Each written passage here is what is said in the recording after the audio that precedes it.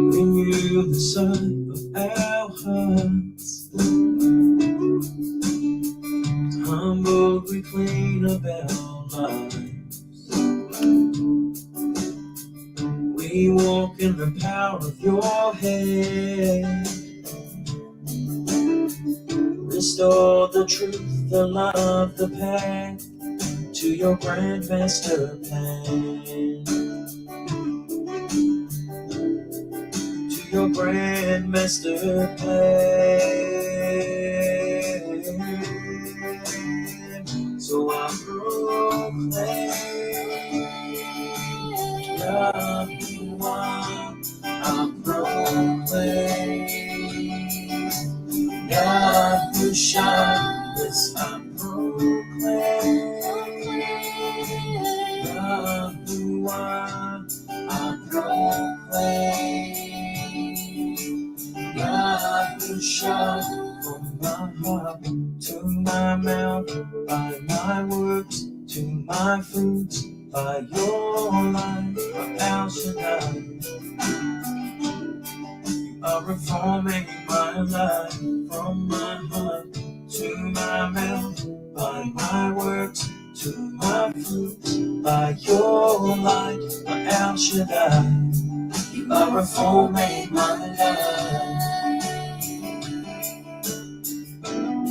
You are reforming my life.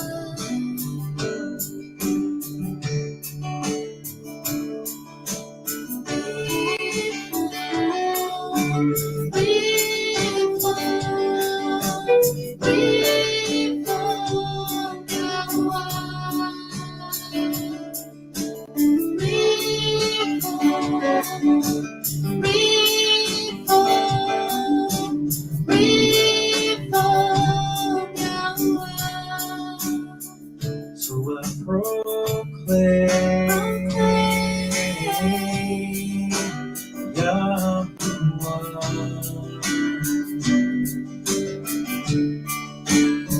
And I proclaim Yahusha.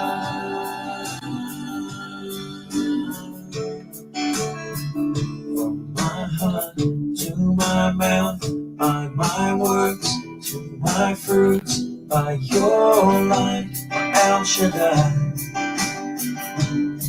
You are reforming my life, from my heart to my mouth, by my works to my fruits, by your light, El Shaddai. You are reforming my life. You are reforming my life.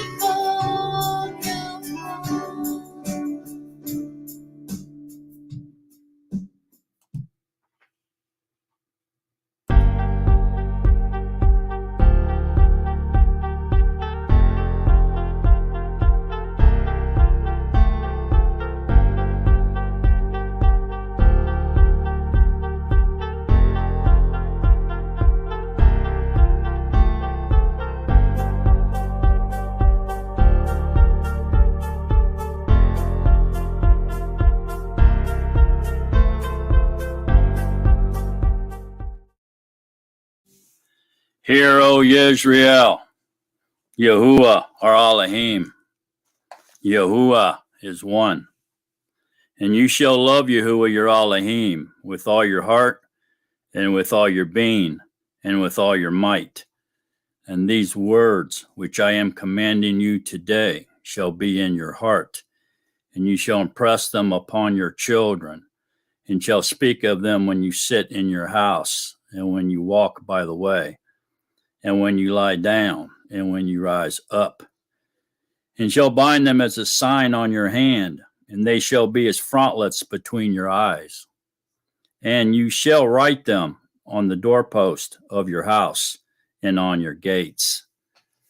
And the second one is like it. You shall love your neighbor as yourself. Hallelujah. Hallelujah. Ooh.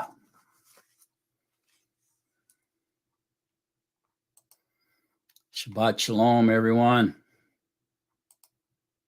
Glad to see all of you here. Been an interesting week this week. Lots of things going on, lots of things to do. Do it all. We must remember to stay in love with Yahusha and stay obedient to his commands. So here we go, entering into another Shabbat, day of rest, Yahuwah's day of rest. And hopefully we'll all be blessed with an increase in the knowledge of Yahuwah this evening as we study together. Thank everybody for coming.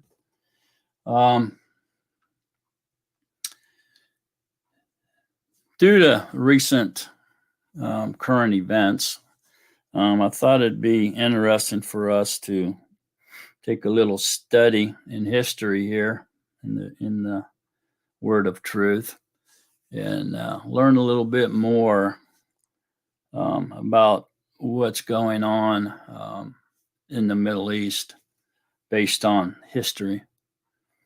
And for those who don't know, the Scriptures is a history book.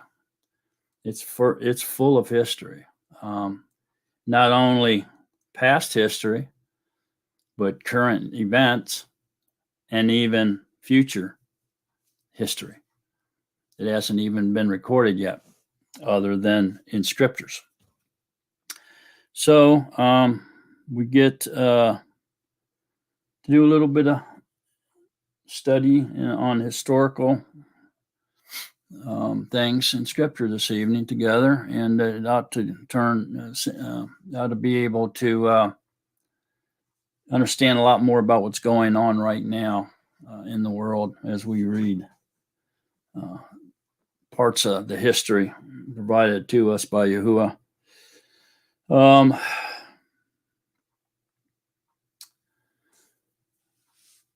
Let me say hello to a few people and then we'll get started here. This is going to be a rather lengthy one. Lots of reading here, so I want to get to it quickly here.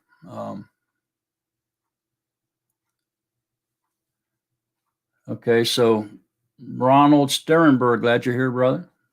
Peggy Russell, glad you're here, sister. Parable of the Tangents, glad you're here, brother. Mr. Three Jobs, glad you're here, brother. Phil Dickey, glad you're here, brother. Sandra, Renee, glad you're here, sister. Raul, glad you're here, brother. Valerie, glad you're here, sister. Kate Connell, glad you're here, sister. Lou, glad you're here, brother. Phyllis, glad you're here, sister. Singing Bird, glad you're here, sister. Okay, I'm going to go ahead and get started here. So that we can get through this in as short amount of time as possible, but hopefully learning and retaining as much as possible as well. You as will be done. So I guess it kind of start off here a little bit with the pilgrimage, I guess, or the migration, if you will, of Abram's father and his family, which they left the land. They left out of Ur of the Chaldeans, and he left with his son Abram and his wife Sarai, and Lot, son of Haran, who had died, which would have been his other son, and out of Ur of the Chaldeans, and headed toward the land of Canaan. But instead of reaching their destiny, they decided to settle in Haran, where Abraham and his father, and they all lived there. And then his father ended up dying, lived out the rest of his days in Haran. And at that point, then Abram, which was called Abram at the time, because his name was changed, we'll get into that later, goes ahead and carries on with Yahuwah's command, and with his father's unfinished mission, if you will, or migration to reach the land of Canaan, which is what they called the promised land at that time. It was the land of Canaan. So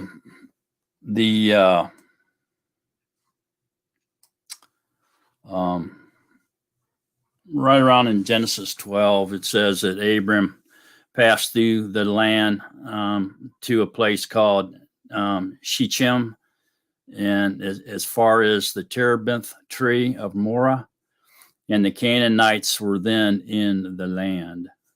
Okay, and then Abram and his wife became the first settlers into the promised land, and by packing up their belongings and homesteading in Elon Moriah near Shechem, which is the modern day Nablus. And it was in Israel's heartland of Samaria. And so they settled there, or was homesteading there basically. And then this is where Yahuwah had gotten a hold of Abram and let him know that his offspring would eventually inherit. He would give that land to his offspring, and they would inherit it forever. So at the time, the Canaanites controlled the land, and Abram knew that one day the land would belong to his offspring, and they would become the Israelites. And so in order to try to understand the political situation that's going on in the Middle East right now in our era, we kind of need to understand that the Israelites didn't go there and take over that land on their own account, but it was promised to them by Yahuwah. And so this became a covenant, and they were given this land by the Creator, and so it is rightfully theirs. The Palestinians have gained control of large tracts of this land within Israel's modern boundaries, and it's caused great conflict, and it's causing many people around the world, including some of the Israelites, Israelis they call them, wanting to see the promised land divided and come up with a two-nation solution to this problem. So these people, they believe that establishing a separate Palestinian state right next to the Israeli state will somehow create peace. And what we've seen so far, it's not what's happening, and it's probably not going to happen. Okay, but that's what's going on. But most of the UN and other nations really around the world think that this two-state solution divided between these two peoples is fair because some of the Arabs that currently live in Israel have roots that go back several centuries. But these Arabs that currently live there, they mostly came in massive waves of immigration from the surrounding lands, in the late 19th century and into the 20th century. So it didn't go back, 1,000 years or anything.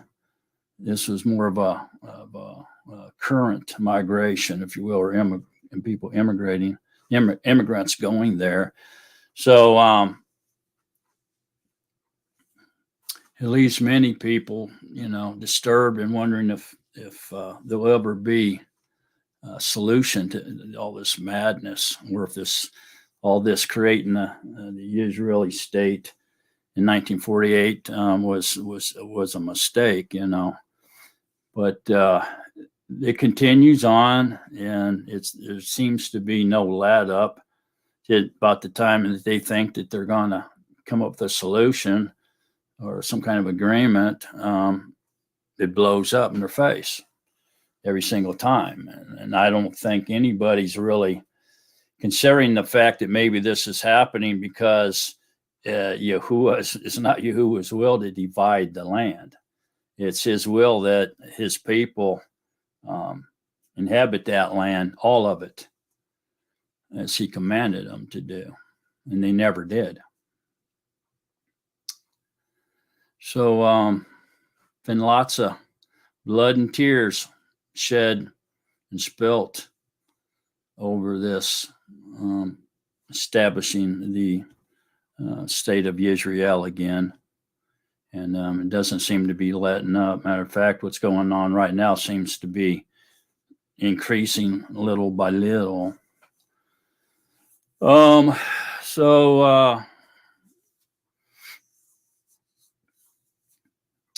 Isaiah 54:10, it does say, what they're trying to do isn't going to happen because this covenant was made by Yahuwah to Abraham's seed. And so the only body that can break this covenant would be Yahuwah. And that's not going to happen. So in Isaiah 54:10, it says, though the mountains be shaken and the hills be removed, yet my unfailing love for you will not be shaken, nor my covenant of peace be removed, says Yahuwah, who has compassion on you. So that's just one little verse that we can look to understand that Yahuwah is not going to break his covenant with Abram, Yitzchak, and YaAqob anytime soon. Matter of fact, it goes on in many places and lets us know that it's an everlasting covenant. So Yahuwah made more than a promise to Abraham for that land. In Genesis 15, where we're going to begin our study once we get into Scripture this evening, we read that Yahuwah made a blood covenant with Abram that included giving this land to his descendants through Yitzchak, YaAqob, as an eternal inheritance.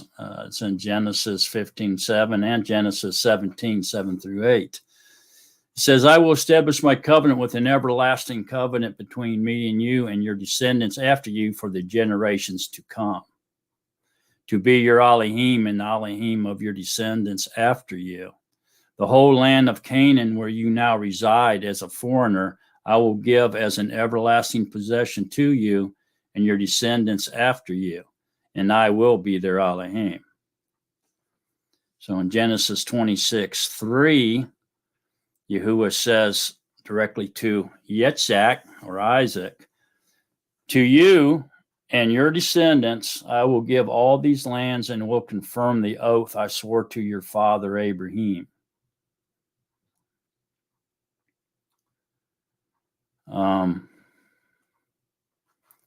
And to Jacob, or YaAqob, he directly says in Genesis 28:13 and 14, I am Yahuwah, your Elohim, the Elohim of your father Abraham, and the Elohim of Yitzhak. I will give you and your descendants the land on which you are lying. Your descendants will be like the dust of the earth, and all peoples on the earth will be blessed through you and your offspring.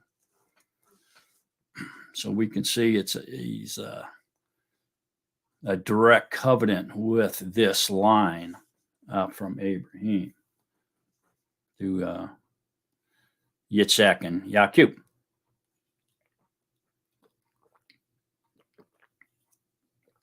Amazingly, we read that Abraham or Abram at the time did not have to do a thing to establish this covenant with Yahuwah. In chapter 15 of Genesis, Yahuwah alone walked through the animals that Abram offered, indicating that the covenant he cut with Abram was unconditional. Could not be broken because it was between Yahuwah and Yahuwah, which lives forever. So the covenant would live forever. Yahuwah actually caused a deep sleep to fall on Abram when he made the covenant with him, probably to emphasize that Yahuwah alone is making this unconditional promise, and also to prevent Abram from walking through it. In ancient covenant practices, both parties would walk through the offering if it were conditional, based on one of their deaths.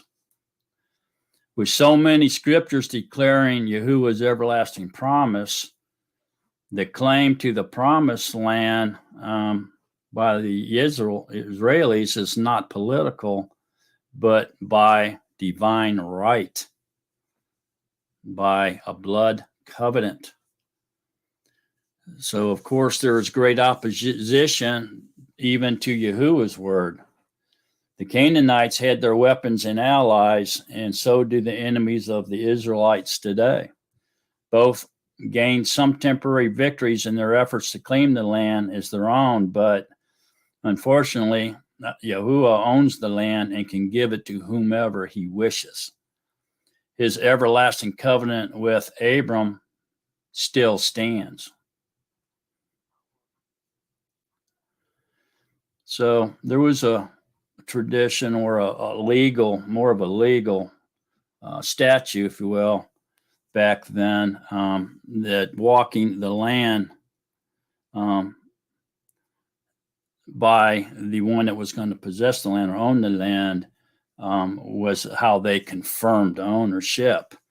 So in Genesis 13:17, it says, "Arise, walk in the land through its length and its width, for I give it to you."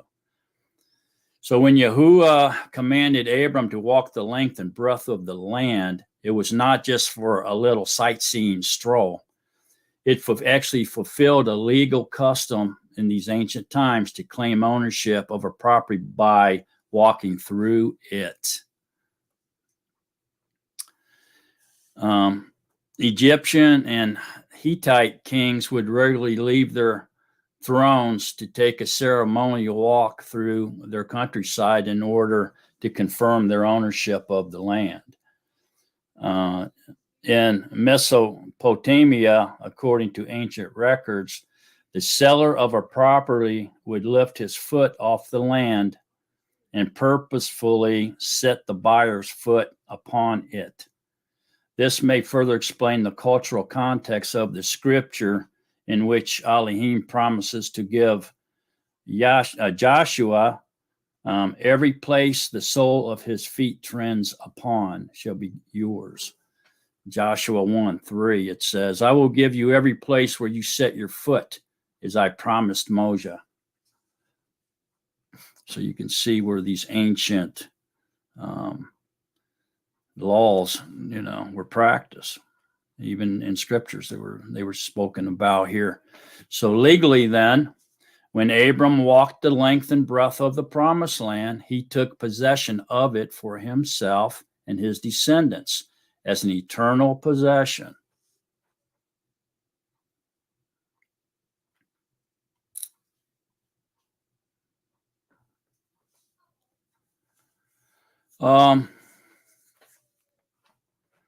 Abram had an ability to cross over borders.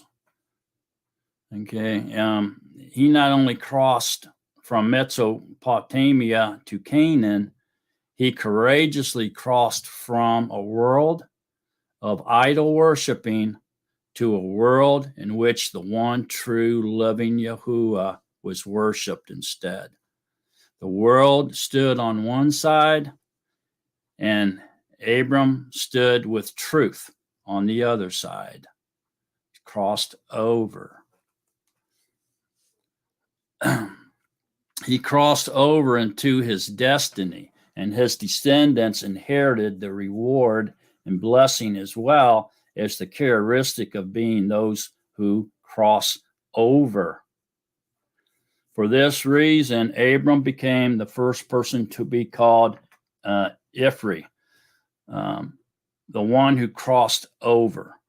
This word comes from the Hebrew verb la'afar, or to cross over, and is transliterated into English simply as Hebrew. Lech Lecha, therefore, is one of the most exciting chapters in the Torah. First 5 books of the scriptures, since it chronicles the adventure of the first Hebrew with Elohim. So may we also come to this life-altering place where we cross over into a new, exciting adventure in our life with him as well. Leave this old, carbon-copied world full of idolatry into the spiritual realm where truth and love resides, and walk with Yahuwah. So in Genesis 13:7, it says, "And there was strife between the herdsmen of Abram's livestock and the herdsmen of Lot's livestock." In chapter 13 of Genesis, Abram and his nephew Lot have become quite wealthy. Their herds are so large that the land cannot support all of them. So consequently, strife breaks out between the herdsmen of Abram and the herdsmen of Lot. And instead of diffusing the situation, they decide to part ways. When Abram offers Lot the first choice of the area, Lot chooses the best for himself. Instead of insisting that his uncle, who has treated him much like a son, take the best, Lot chooses the green, fertile plains of the Jordan near Sodom and Gomorrah, and Abram moves on to the plains of Mamre, or Hebron. Genesis 13:10-11 says, "And Lot lifted his eyes and saw all the plain of Jordan. There it was well watered everywhere. Before Yahuwah, this was before Yahuwah destroyed Sodom and Gomorrah. Like the garden of paradise, like the land of Mitzrayim as you go toward Zoar. Then Lot chose for himself all the plain of Jordan, and Lot journeyed east, and they separated from each other."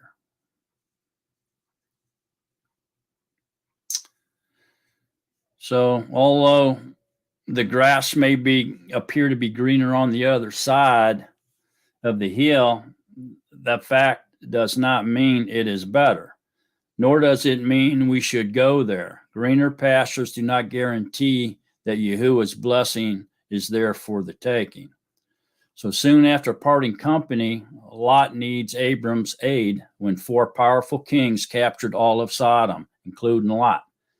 Abram rounds up a small army of 318 men and frees the captives.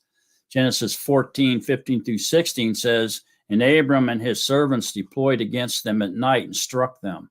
He pursued them as far as Hobah, which is to the north of Damascus. And he brought back all the possessions. He also brought back his kinsman Lot with his possessions, as well as the women and the people." Not only did Abram reveal military prowess and valor in the War of the Kings, he also showed great self-sacrifice and kindness towards his nephew Lot. With a very small army, vastly outnumbered by the 4 kings and their armies, Abram risked his own life to save his nephew's life. Such valor is demonstrated by law enforcement and ordinary citizens who confront terrorists right now in the streets of Yisrael. Here in over there in Israel, with which they call their community, the whole heart of the community, all the Israelis, they refer to each other as mishpacha, which is defined as family. Okay, so therefore, just as with Abram, the Israelis did not allow themselves to succumb to fear or freeze at the possible consequences of protecting civilians. Instead, we see many rush to protect strangers at the risk of their own lives. It's just going on right now over there. Okay. So the destiny of Abraham and his descendants is eternal deliverance. Okay.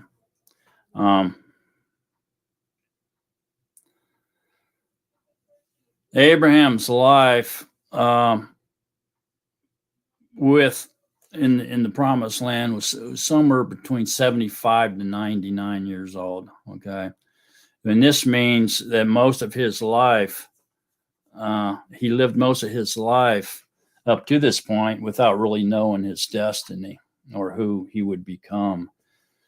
And it was not revealed to him until Yahuwah revealed it to him through a covenant.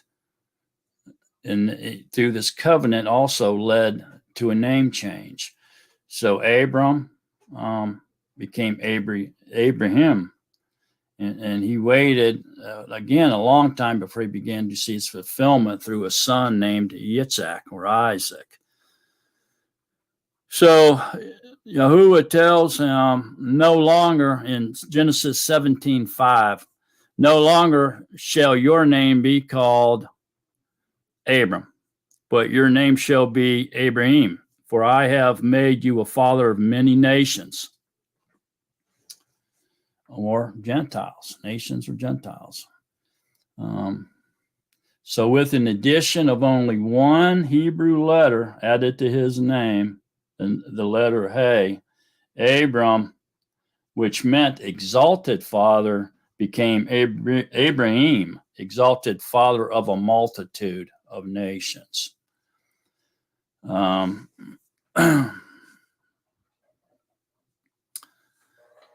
We see this same added letter in Yahuwah's, he added to Abraham's name in Yahuwah's name twice. Okay, so by adding the letter Hey to Abraham's wife's name, it changed her name from Sarai, which meant my princess, to Sarah, meaning princess of the whole world. So for this reason, it's traditionally believed that a change of name can change one's destiny when it's given to them by Yahuwah.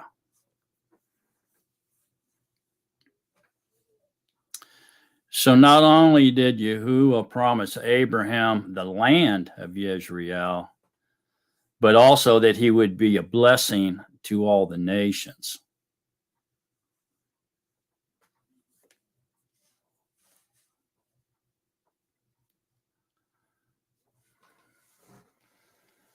But maybe the most significant thing about all this is the fulfillment of this promise is that the word of Yahuwah, that the Israelites, the Israelite people, would be a nation or a people to the world that would bring to the world a way of eternal salvation through belief in the Messiah, Yahushua HaMashiach. Okay, so the Messiah, in other words, would come through their lineage, through their line, all because of this covenant. that he made with Abraham, Yitzhak, and YaAqob. Okay, so Scripture says, "All praise to Yahuwah, the Father of our Yahushua HaMashiach. It is by His great mercy that we have been born again, because Yahuwah raised Him from the dead. Now we live with great expectation, and we have a priceless inheritance, an inheritance that is kept in heaven for you, pure and undefiled, beyond the reach of change and decay. And through your belief, Yahuwah is protecting you by His power until you receive this deliverance, which is ready to be revealed on the last day for all to see."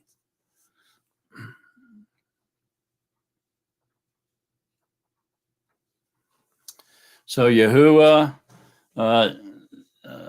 destiny for Abraham to become the father of a multitude of nations is fulfilled in a significant way through Yahusha, who is a direct descendant of Abraham, Yitzhak, and YaAqob. You can see that in Matthew 1, 2 through 17. So anyone from any tribe, tongue, or nationality who declares belief in Yahusha becomes an heir of Abraham.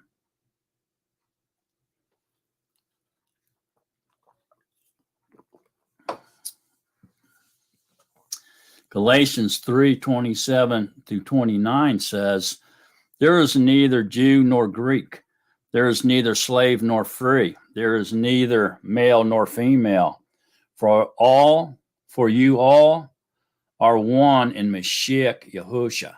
And if you are Mashiach's, then you are Abraham's seed and heirs according to the promise."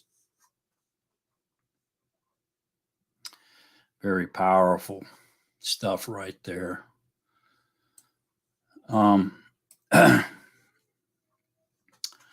So as you can see now, it's really important that we can establish and recognize that the Israelites, Israelis, have the right to the promised land. And it's in the world that Abraham left in order to cross over and walk in obedience and spirit and truth with Yahuwah, is trying to close in on that, on the Israelites over there, the Israelis, and try to get rid of it, as they've been trying to do. Okay, so history in Genesis gives us a real good idea of why and how that all happened, and the procedure through it. There's a part in here that I think all of us are familiar with this. And then we're going to talk about that a little bit. Then I'm going to get into scripture. But it's when Abraham became impatient, and he was looking for an heir. He was promised an heir. And so that this covenant, that he was promised through this covenant, he could be able to give all stuff to his heir, and it would flow and do all the things we just talked about. He grew impatient, and Sarah as well. And so she decided that she would give her slave to Abraham in her stead, and he would take and lie with her, and then she would have a child, and then that child would become Abraham's and Sarah's child and would be their heir. So they kind of took matters into their own hands, right? But this isn't the first time, it won't be the last time that we read about something like this happening in Scripture. That's because this was a lawful thing to do. And it had teeth. In other words, it was legal, it was lawful, it was something that they did back then if a woman was barren. So everybody, most of us all know that he went ahead and heeded to his wife's voice, and he went ahead and took her maidservant or her slave and as an Asha, and she became pregnant and she had Ishmael. Well, later on, she ends up having Yitzhak at once Yahuwah gets more involved here. But we see this as a problem even today, and most people think the problem lies in the fact that they were impatient and he laid with Hagar and had Ishmael, but that wasn't the problem.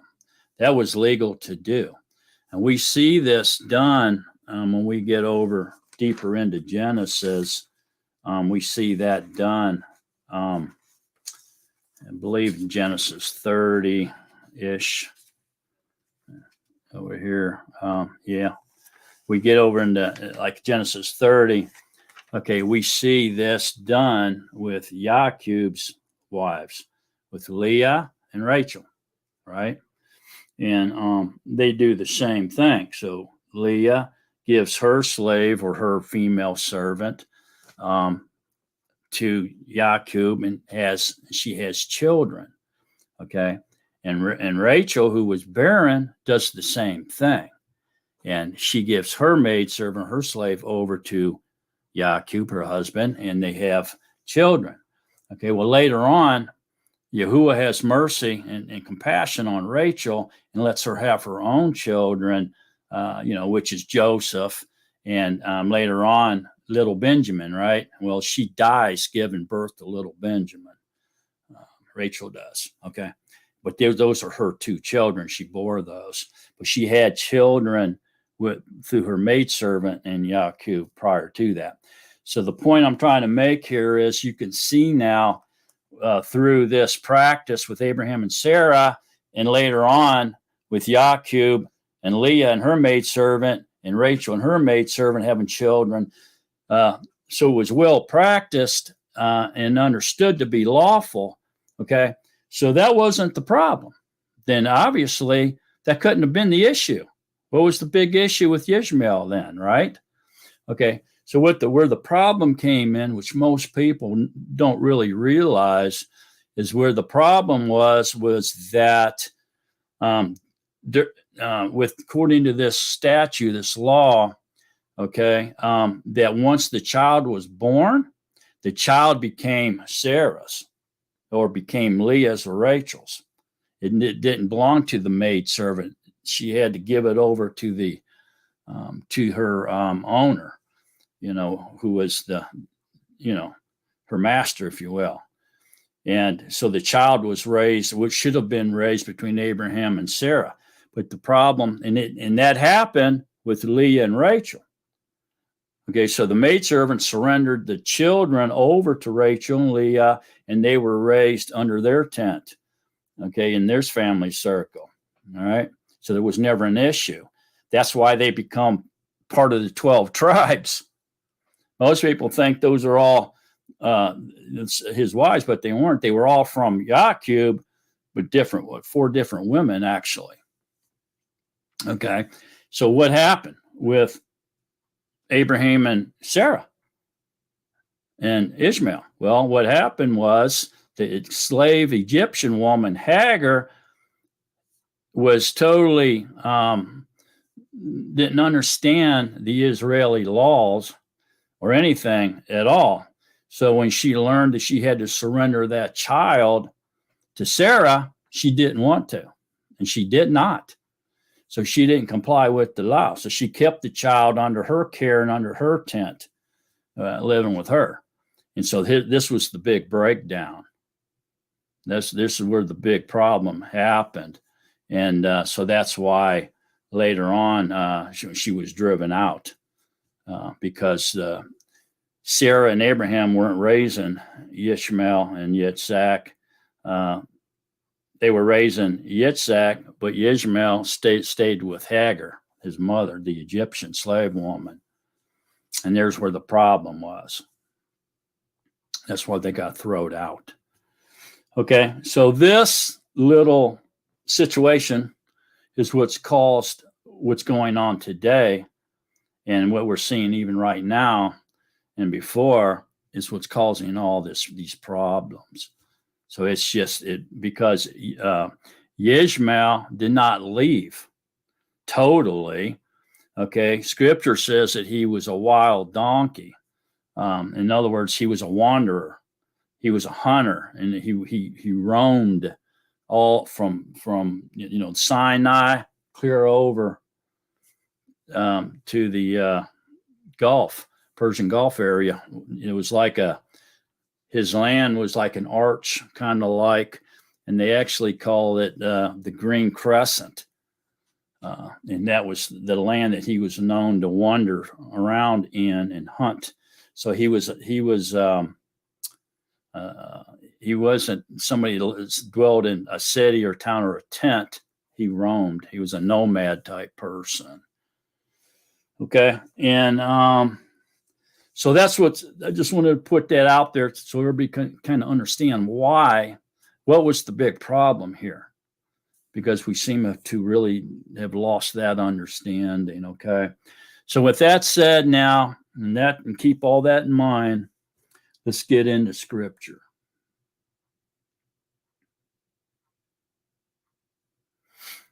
Okay, so let's start out in Genesis 15. We can't cover it all, but we'll try to stay to the heart of the matter here so we can see all this.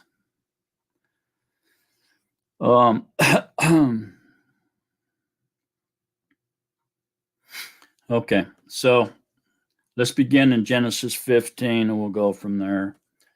Okay, so after these events, the word of Yahuwah came to Abram in a vision, saying, "Do not be afraid, Abram. I am your shield. Your reward is exceedingly great." And Abram said, "Master Yahuwah, what would you give me, seeing I go childless?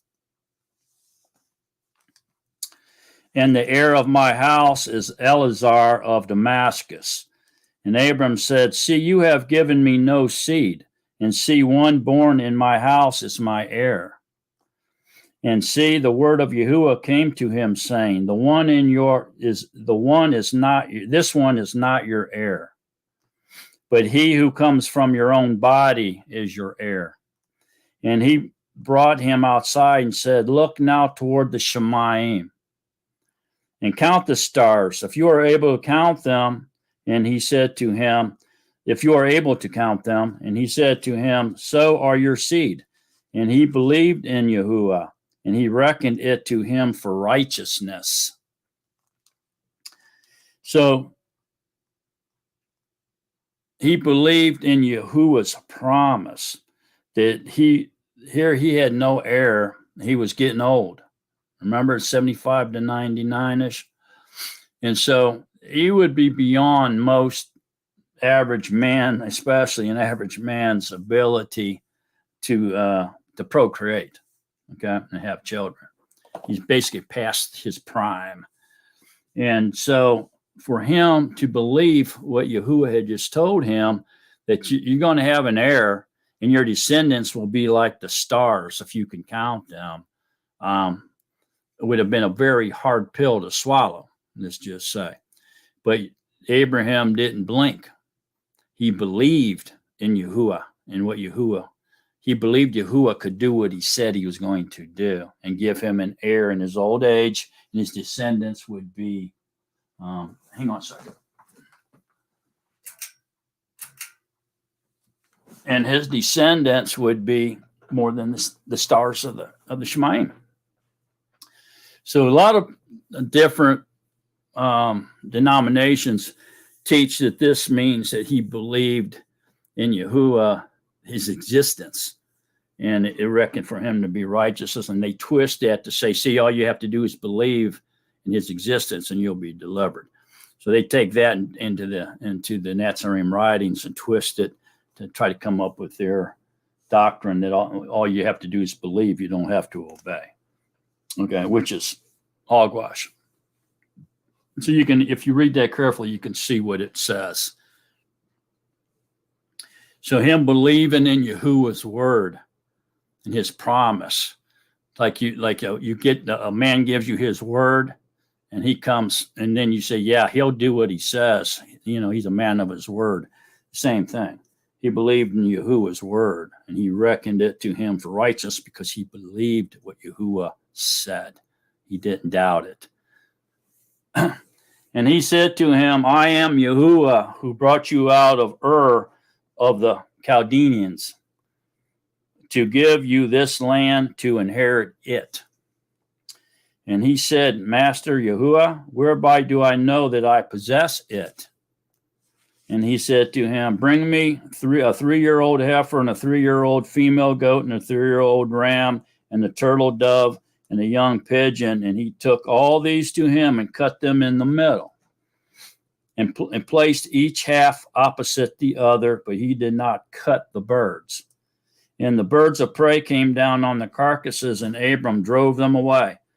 And it came to be when the sun was going down and a deep sleep fell upon Abram, that a frightening great darkness fell upon him. And he said to Abram, know for certain that your seed are to be sojourners in the land that is not theirs, and shall serve them. And they shall afflict them 400 years.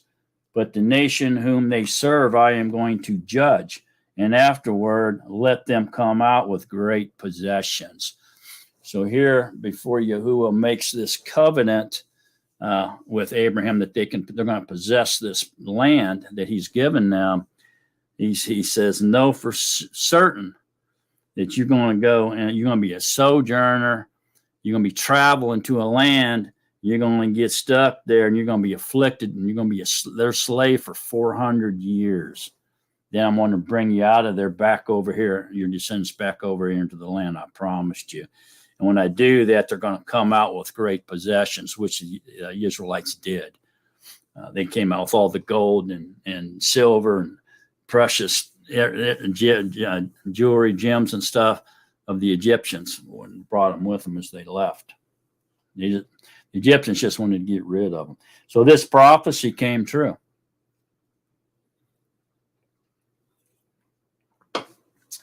Now as for you, you are to go to your fathers in peace. You are to be buried at a good old age. Then in the 4th generation they shall return here, for the crookedness of the Amorites is not yet complete. And it came to be when the sun went down and it was dark, that a smoking oven and a burning torch passing between those pieces. So that would be some type of image, whatever, can't think of the name of it, that, Yahuwah revealed himself in those forms, okay? And kind of shows us that Yahuwah can reveal himself anyway, in any form he wants to his creation, his creatures. He can do whatever he wants, okay? So on the same Yom, Yahuwah made a covenant with Abram, saying, I have given this land to your seed from the river of Mitzrayim, which is the Nile, to the great river, the river Euphrates, with the Quinnite and the Quinnites, and the Quadmonite and the Kittite and the Perizzite and the Rephaim and the Amorite and the Kenite and the Girgashite and the Hebusi. So he told him, gave him the perimeter of the promised land right there. So there you go. I mean, this pretty much is letting us know. I mean, there should be no doubt in anybody's mind, really, that Israel has the right to the promised land, for sure.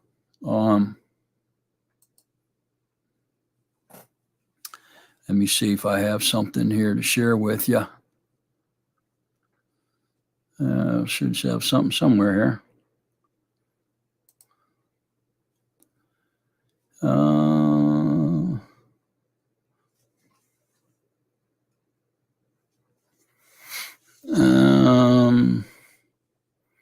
Well, not saying it.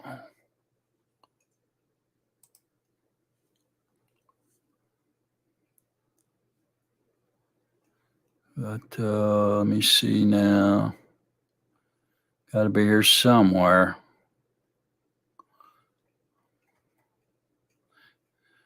Oh, here it is. So this one probably be the best one to show you. You could see this one more clearly. All right, so I'm going to do a share screen here. Share screen time. Looks like maybe it's this one. Yep. Okay. So here it is.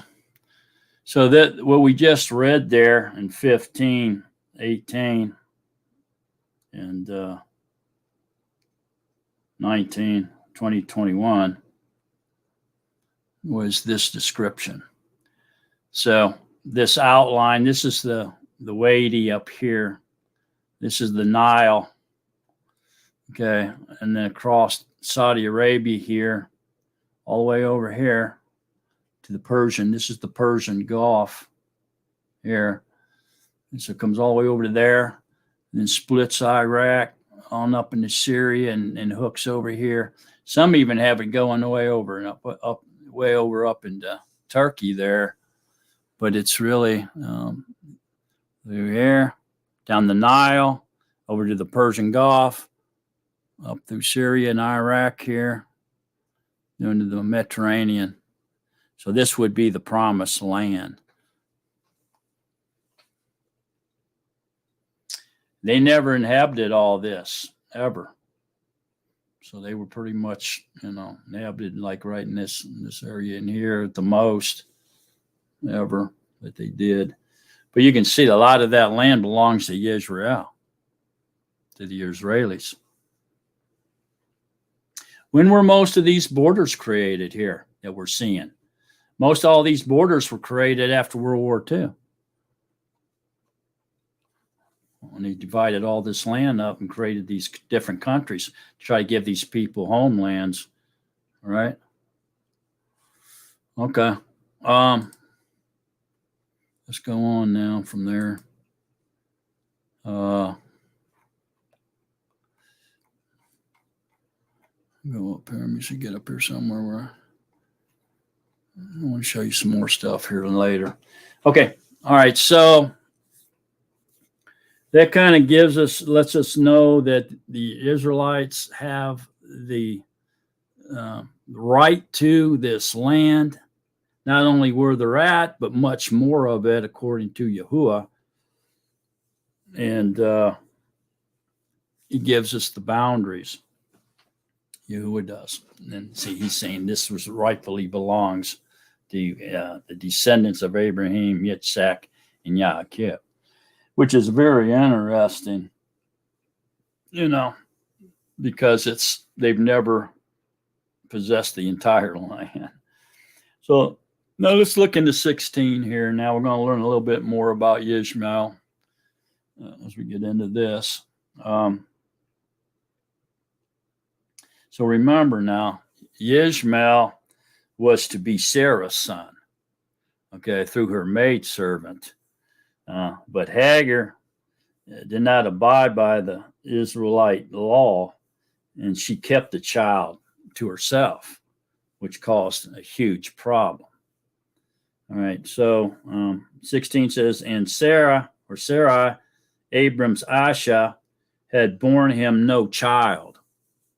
And she had a Mitzrite female servant, a slave, whose name was Hagar. And Sarai said to Abram, see, Yahuwah has kept me from bearing children. Please go into my female servant. It might be that I am built up by her. And Abram listened to the voice of Sarah. Okay, so it wasn't that she became Abram's wife. Okay, she belonged to Sarah. See that? So he didn't marry Hagar and have the second wife. Okay, he simply was given Hagar was given to Abraham by Sarah, but she still owned the rights to her. She was still her maidservant, not Abraham's. A lot of people get that mixed up too. So please go into my female servant, that she will be built up by her. So she'll have a child through her. See what I'm saying? She won't be pointed up as dry fruit, you know. And so Sarah, Abraham's Asha, took Hagar, her female servant. See that? It continues to refer to her as Sarah's female servant. The Mitzrayite, and gave her to her husband Abram to be his Asha. After Abram had dwelt 10 years in the land of Canaan. So she gave it to her husband Abram to be his Asha. So basically this was allowed by law. See what I'm saying? But she still remained. He was allowed to have sex with her and all this stuff. But she remained the slave of Sarah. See that? So Abraham had dwelt 10 years in the land of Canaan, and he went into Hagar, and she conceived. And when she saw that she had conceived, her mistress was despised in her eyes. And Sarai said to Abram, my wrong be upon you. I gave my female servant into your bosom. And when she saw that she had conceived, I was despised in her eyes. Let Yahuwah judge between you and me.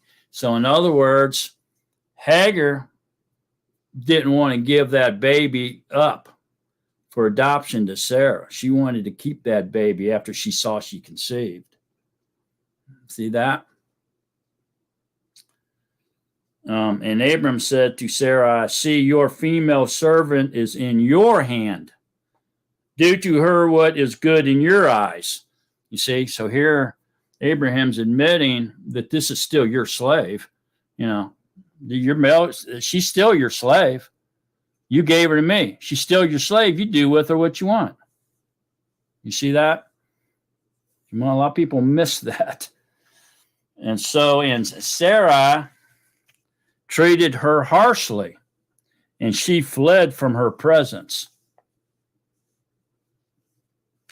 And the messenger of Yahuwah found her by a spring of water in the wilderness, by the spring of the way to Shur. And she said, Hagar, and he said, Hagar, Sarai's female servant, where have you come from, and where are you going? And she said, I am fleeing from the presence of Sarai, my mistress. So she got, sounds like she got disciplined and she ran away. That's what this is sounding like.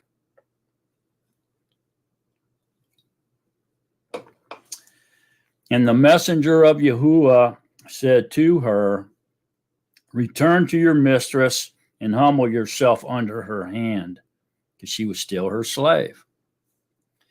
And the messenger of Yahuwah said to her, so why is all this going on? Because she didn't want to give the baby over to Sarah for adoption. She wanted to keep it herself.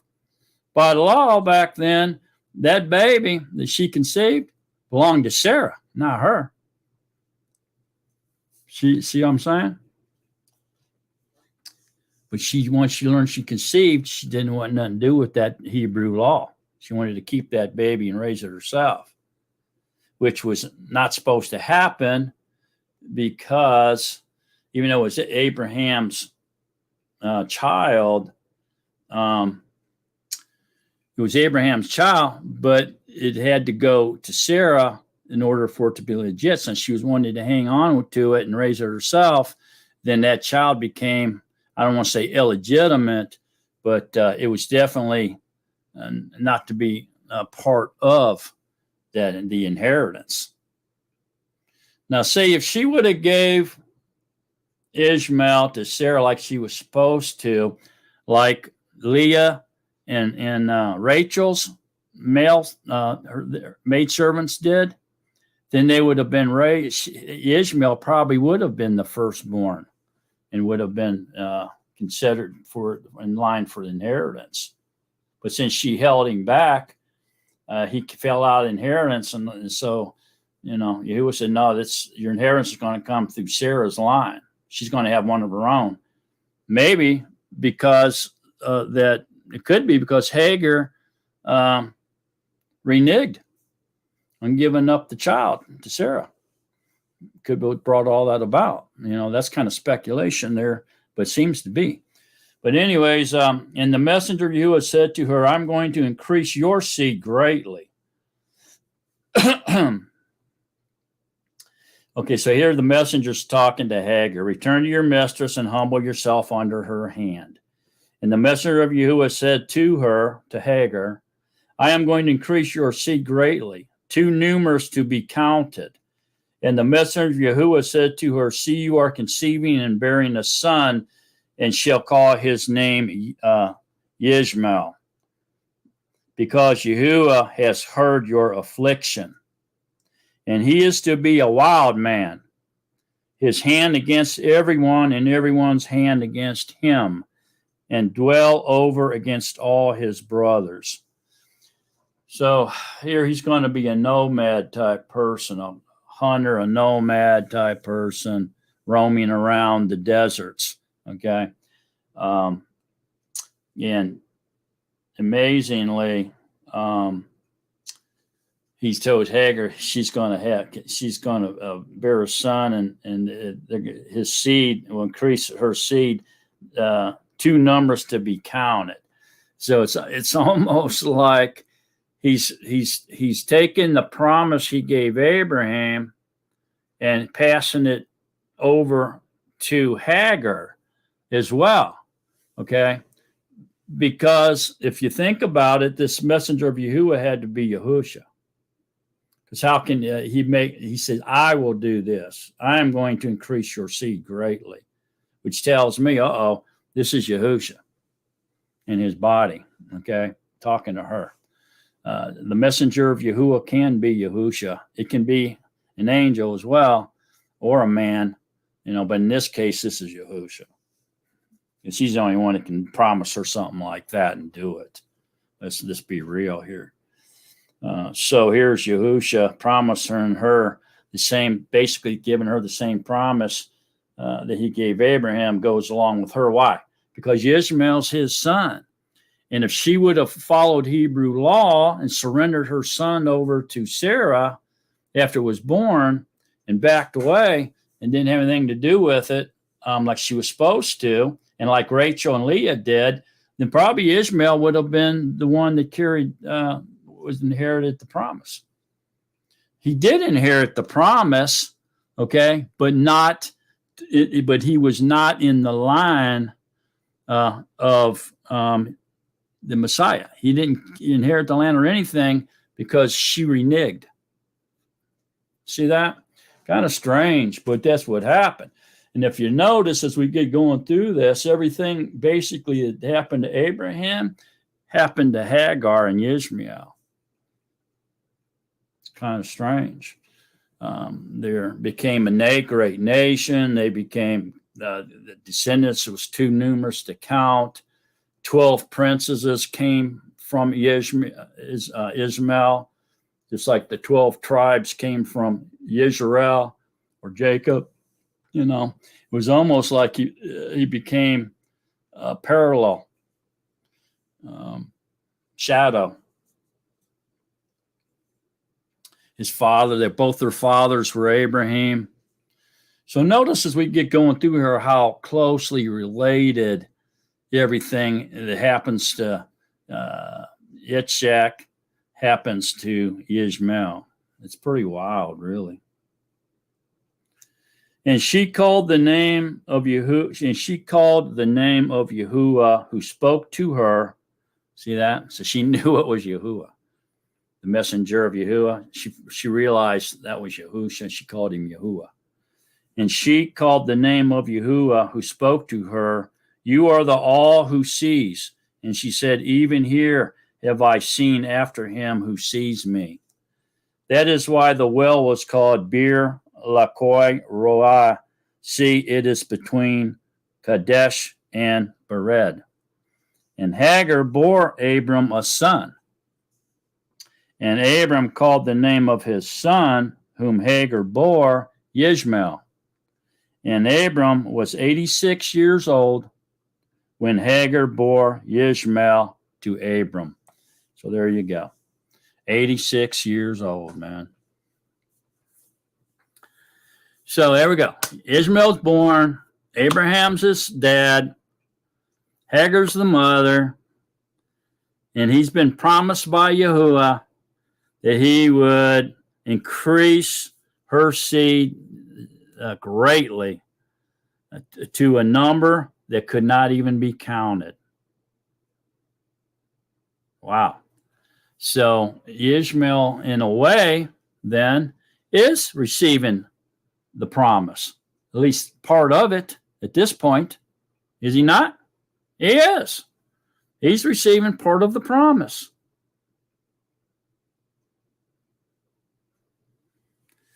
All right. So that's pretty mind-blowing stuff, I know. But let's go ahead and continue on now into 17. And it came to be when Abram was 99 years old that Yahuwah appeared to Abram and said to him, "I am Al Shaddai. Walk before me and be perfect. And I give my covenant between me and you and shall greatly increase you." And Abram fell on his face, and Elohim spoke with him, saying, "As for me, look, my covenant is with you, and you shall become a father of many nations. And no longer is your name called Abram, but your name shall be Abraham, because I shall make you a father of many nations. And I shall make you bear fruit exceedingly, and make nations of you, and sovereigns shall come from you. And I shall establish my covenant between me and you and your seed after you in their generations, for an everlasting covenant, to be Elohim to you and your seed after you. And I shall give to you and your seed after you the land of your sojournings, all the land of Canaan as an everlasting possession. And I shall be their Elohim." And Elohim said to Abraham, "As for you, guard my covenant." And Elohim said to Abraham, "As for you, guard my covenant, you and your seed after you throughout their generations. This is my covenant which you guard between me and you and your seed after you. Every male child among you is to be circumcised.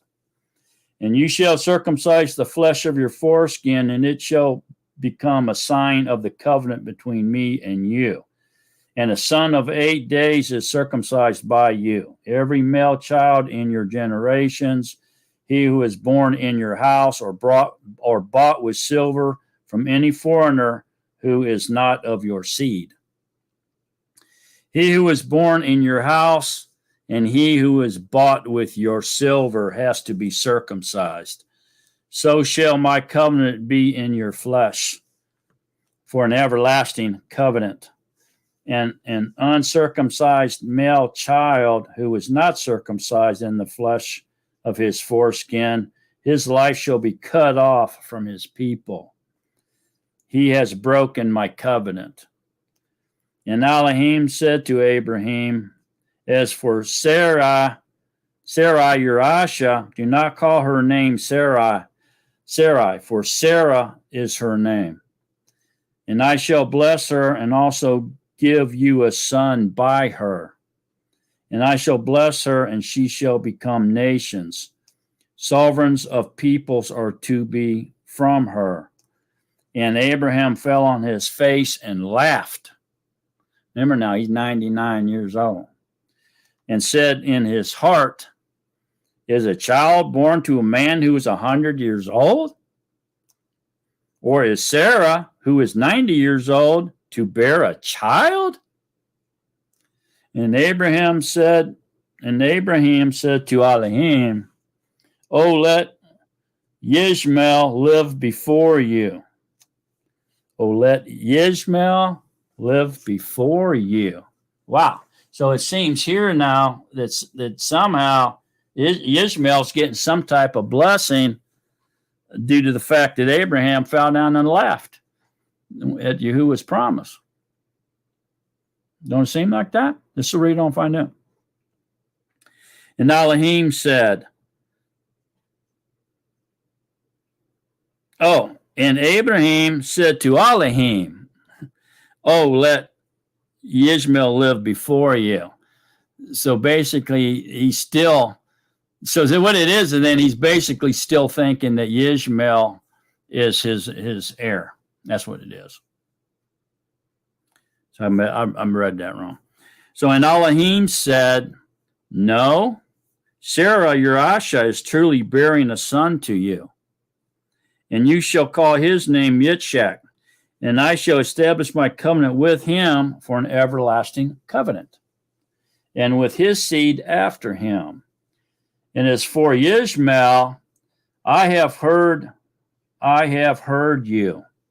See, I shall bless him, and shall make him bear fruit, and greatly increase him.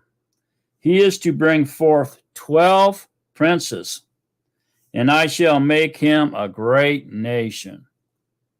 But my covenant I establish with Yitzhak, whom Sarah is to bear to you at this set time next year. So very interesting now. Ishmael's getting increased. He's going to have, 12 princes are going to come from him. He's going to be a great nation. So he's in part, or at least partially, is inheriting the promise. Parts of it, right? But he's not going to get the full blessing like Yitzhak will. So and then it says, and when he had ended speaking with him, Elohim went up from Abraham, and Abraham took Yishmael, his son, and all those born in his house, and all those bought with his silver, every male among the men of Abraham's house, and circumcised the flesh of their foreskins that same yom, as Elohim told him. So see, now Yishmael was circumcised. See that? What was that? That was part of the land. They were in the land covenant. So Yishmael was part of the covenant. All right. So what does that mean? Yishmael has a right to the promised land? It sure does seem so. He was circumcised that same day. You see that? So this is starting to get pretty interesting and pretty dicey, isn't it? So here we have Yishmael getting 12 princes. You know, there's going to be 12 tribes come from YaAqob. 12 princes is from Yishmael, greatly increasing to a number that you can't even count, and he'd be a great nation. Well, we'll let the cat out of the bag. He became basically Saudi Arabia is the nation, the great nation, Saudi Arabia. It comes from Yishmael. Okay, Yishmael, or this is the Saudis, and Ishmael is known to be the father of the Arabs, the Arabians. Okay, so let's keep that in mind. And we'll continue on here. It says, and Abraham was 99 years old when he was circumcised in the flesh of his foreskin. And Yishmael, his son, was 13 years old when he was circumcised in the flesh of his foreskin. And Yishmael, his son, was 13 years old when he was circumcised in the flesh of his foreskin. So there's no doubt he was circumcised now, which brings Ishmael into the covenant. He's part of the promise. Isn't that interesting? Most people miss that. They say he was just thrown out, and that his seed are the uncircumcised, and Yitzhak is the circumcised. But that's not true, is it? Are we not finding out that that's not true? Ishmael was circumcised when he's 13 years old. Abraham was circumcised when he was 99 years old. So Yahuwah made the covenant with Abraham before Abraham was even circumcised. So that was sealing the deal, right? It's very interesting, isn't it? So you can see now how the dilemma is unfolding. See, it's getting deeper and deeper beyond what you really realized here. Most people don't even get this close to understanding the depths of what happened here. All right, so and all the men of his house, born in the house or bought with silver from a foreigner, was circumcised with him. Speaking of Abraham and his son Yishmaal. Okay. All right, so very interesting stuff. We're going to go continue on here now into 18. And Yahuwah appeared to him by a terebinth trees of Mamre, while he was sitting in the tent door in the heat of the day. So here Yahuwah appeared to Abraham as a man, image of a man. Remember, Yahuwah can appear in any image of anything he wants to, and he did. But in this case, it was of a man, appeared as a man. So he, speaking of Abraham, lifted his eyes and looked and saw 3 men standing opposite him. And when he saw them, he ran from the tent door to meet them and bowed himself to the ground and said, Yahuwah, if I have now found favor in your eyes, please do not pass your servant by. Please let a little water be brought and wash your feet and rest yourselves under the tree. And let me bring a piece of bread and refresh your hearts, and then go on. For this is why you have come to your servant. And they said, do as you have said. So Abraham ran into the tent to Sarah and said, hurry, make ready 3 measures of fine flour, knead it, and make cakes. And Abraham ran to the herd, took a tender and a good calf, gave it to a young man, and he hurried to prepare it. And he took curds and milk in the calf, which he had prepared, and set it before them. And he stood by them under the tree as they ate. So here Abraham's rushing around, right? He's in a frantic to serve Yahuwah. And they said to him, where is Sarah, your Asha? And he said, see, in the tent. And he said, I shall certainly return to you according to the time of life. And see, Sarah, your Asha, is to have a son. And Sarah was listening in the tent door, which was behind him. Now Abraham and Sarah were old, well advanced in age, and Sarah was past the way of a woman. And Sarah laughed within herself, saying, after I have grown old, shall I have pleasure? My master being old too? She called Abraham, her husband, master.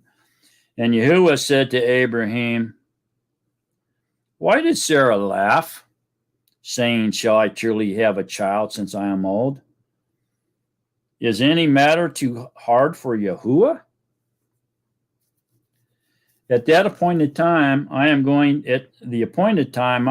to return to you according to the time of life. And Sarah is to have a son.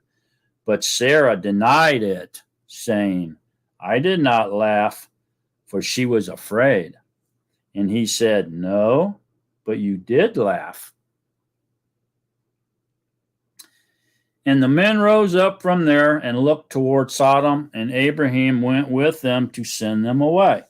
And Yahuwah said, Shall I hide from Abraham what I am doing? Since Abraham is certainly going to become a great and mighty nation, and all the nations of the earth shall be blessed in him. For I have known him, so that he commands his children and his household after him to guard the way of Yahuwah, to do righteousness and right ruling, so that Yahuwah brings to Abraham what he has spoken to him. And Yahuwah said, Because the outcry against Sodom and Gomorrah is great, and because their sin is very heavy, I am going down now to see whether they have done altogether according to the outcry against it that has come to me, and if not, I know. So the men turned away from there and went toward Sodom, but Yahuwah still stood before Abraham. So this right here proves that that wasn't a trinity. Okay, so we have some denominations that untruthfully try to tell and teach people that the appearance of these three men to Abraham is proof of the Trinity. They say that was the Father, the Son, and the Ruach HaKodesh, or what they call the Holy Ghost there. But this right here proves otherwise. So the men turned away from there and went toward Sodom, and but Yahuwah still stood before Abraham. So that if it was the Trinity, they would be in sync. What everyone did, they all do. That's according to their ideology. So one takes steps with their left foot, they all step. They all do the same exact thing. They're in perfect sync with each other, right? No one does greater than the other. They're all even powered to do everything together. But this obviously shows that Yahuwah stayed and talked to Abraham, and he sent the other two away to go ahead and continue on without him. He'd catch up, right?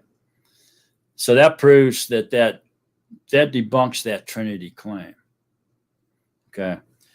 And Abraham drew near and said, Would you also destroy the righteous with the wrong? Suppose there are 50 righteous within that city. Would you also destroy the place and not spare it for the 50 righteous that were in it? Far be it from you to act in this way, to slay the righteous with the wrong, so that the righteous should be as the wrong.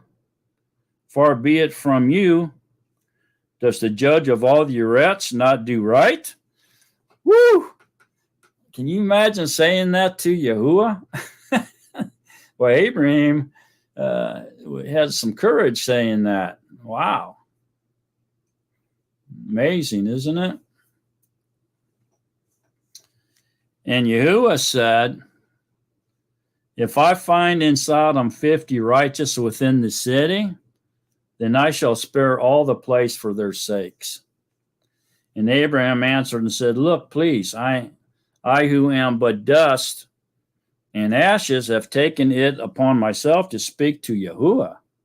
You better believe he did. It's mind-blowing that he had the courage to say that, you know. Suppose there are 5 less than the 50 righteous. Would you destroy all the city for lack of 5? And he said, If I find there 45, I do not destroy it. And he spoke to him yet again and said, Suppose there are found 40. And he said, I would not do it for the sake of 40. And he said, Let not Yahuwah be displeased, and let me speak. Suppose there are found 30. And he said, I would not do it if I find 30 there. And he said, Look, please, I've taken it upon myself to speak to Yahuwah. Suppose there are found 20. And he said, I would not destroy it for the sake of 20. And he said, Let not Yahuwah be displeased, and let me speak only this time. Suppose there are found 10. And he said, I would not destroy it for the sake of 10. Then Yahuwah went away as soon as he had ended speaking to Abraham, and Abraham returned to his place. Wow, man, that's so powerful stuff right there. Mind-boggling to me. And the two messengers came to Sodom in the evening.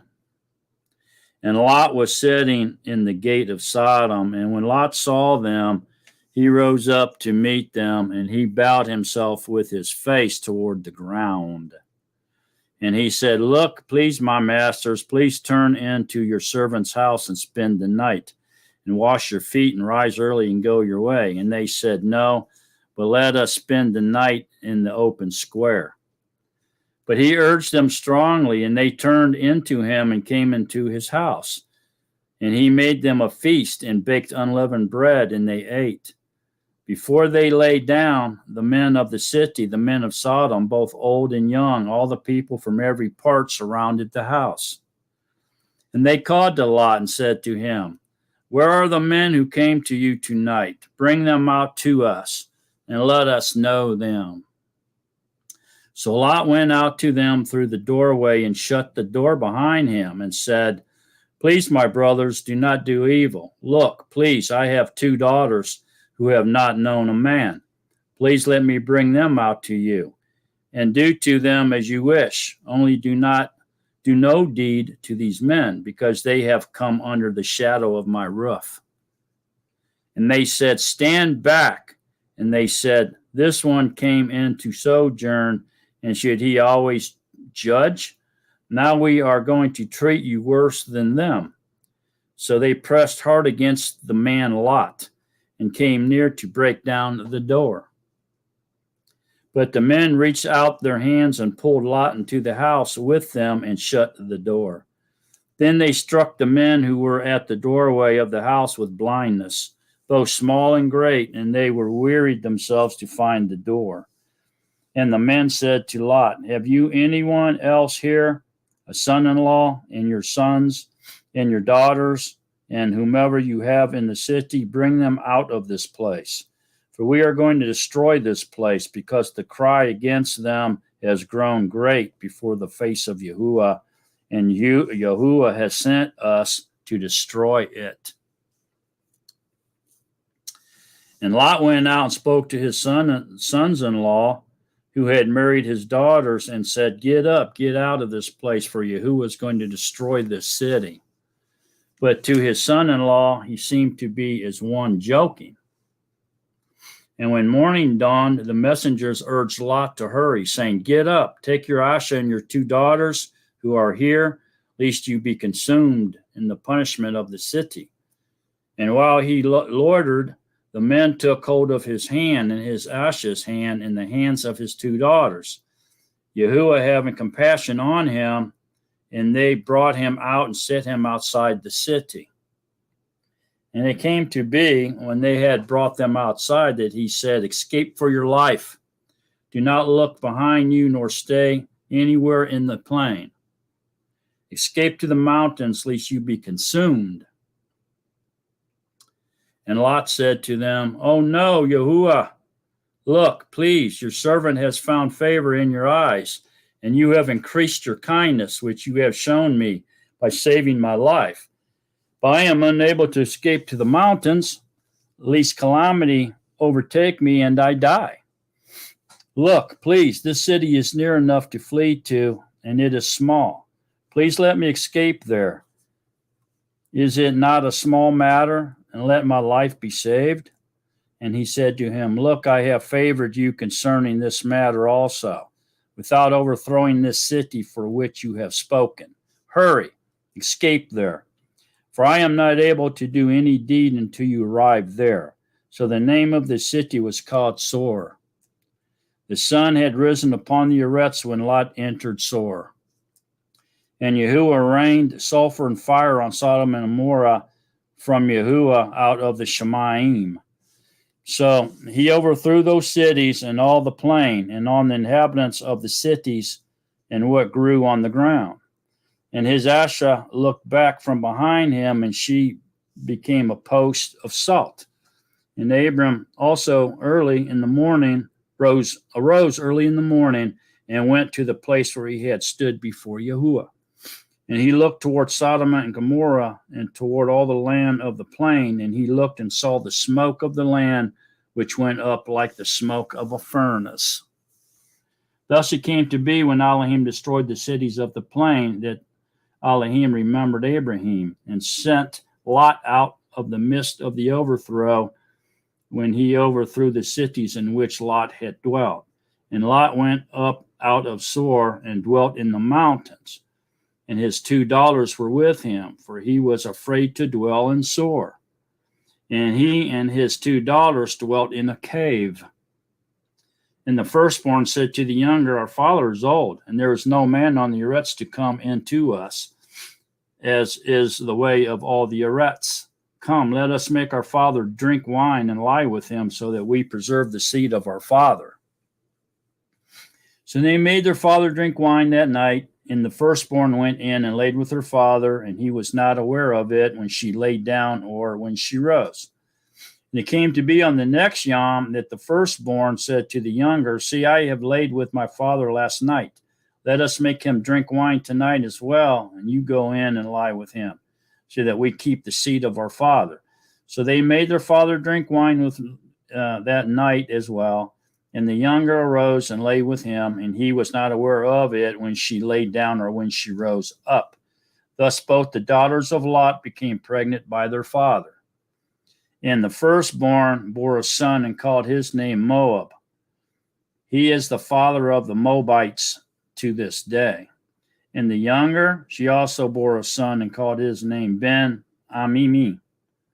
He is the father of the children of Ammon to this day. Both of those turned out to be enemies of Yisrael, but notice that they were actual relatives. They were Hebrew, but yet they became enemies to Yisrael.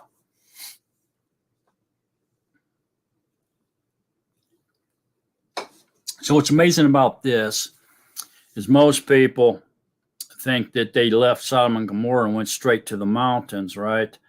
And as they were going up to hide in the mountains, she turned and looked and became salt. But this is saying that that didn't happen. They went to a city called Zor, and she looked back and was turned to salt. And then after later on, they left Zor and went to the mountains, him and his daughter, and is living in a cave up in the mountains. So this kind of sheds a little bit more light on the story as well. You know, it brings it into more truth. But the thing to catch out of this is that these 2 boys became enemies of Israel later on, their descendants, but yet they were Hebrews because they were from Lot and his 2 daughters. See that? Okay. So it seems that, Yisrael's enemies is their own family, their own brothers, sisters, their own family, cousins, and so forth and so on. So it's like, family against family type thing. It's starting to look that way, isn't it? And I think as it progressed through the centuries and even today, we're still seeing family against family, family turning in family, family killing family, brother against father, mother against daughter-in-law, this type of thing still happening because they're all basically related. They're all Hebrew. Yeah. Even Yishmael's seed, man, he was circumcised into the covenant. We just read that. So even Lot as well, So you have the seed of the seed of Ishmael, the Ishmaelites. You have the seed of Lot, Lot's descendants, and even we'll get into it, but some of YaAqob's other wives, and Esau, which is Edom, and even Keturah, I think that's what her name was, Abraham's other wife, Keturah.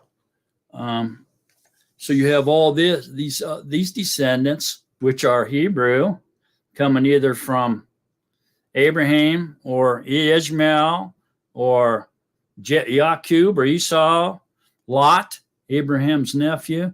They're all family, but yet they war against each other, and the family turns in family, fights family as all this goes on. And so what's happening here? Well, not all of these enemies of the Israelites or the Israelis are of the seed of Ishmael. They're not. A lot of them, some of them are, but most of Yishmael's descendants are Saudi Arabia. They're Arabians. See that? So a lot of these other, they're like the Palestinians, the Edom, Moab, Gibel, Ammon, Amalek, Tyr, the Syrians.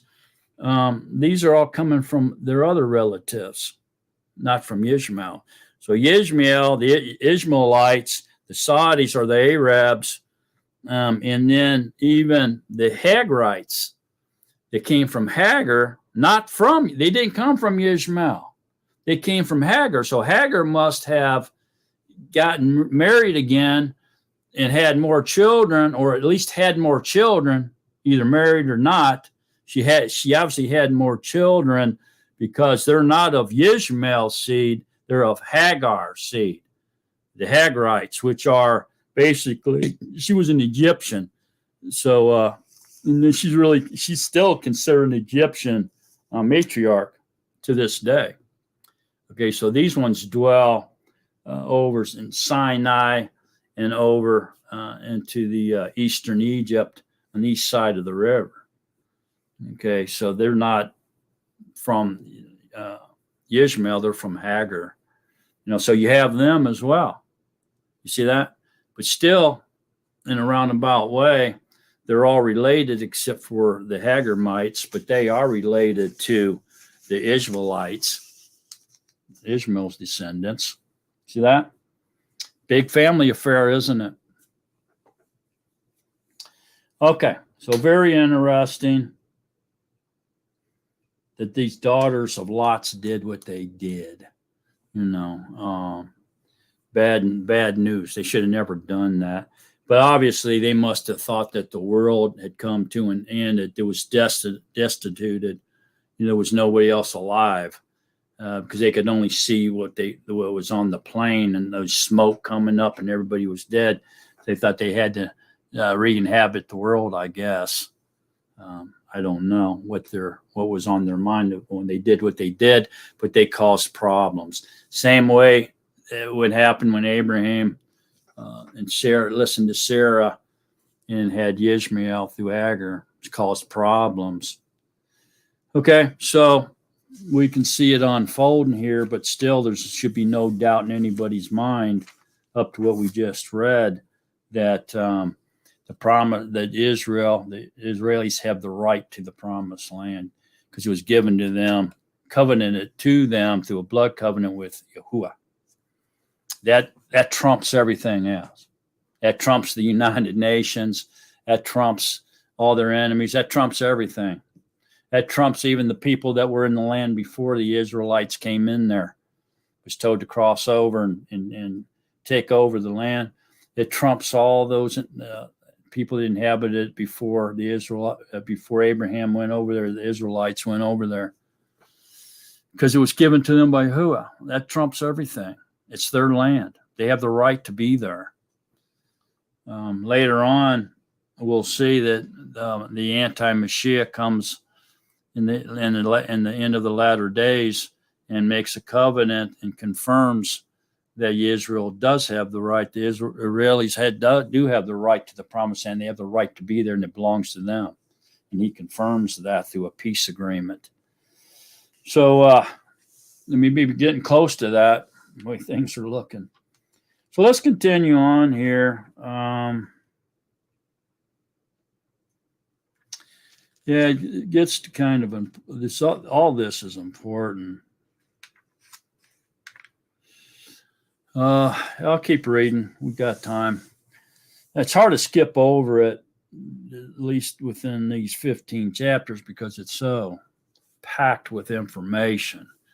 So we're going to try to hang in there, try not to rush it. You'll hang into Yahuwah's will and his teaching. He wants you to know this for some reason. He wants us to know this for some reason. So we need to, I guess, show some patience and some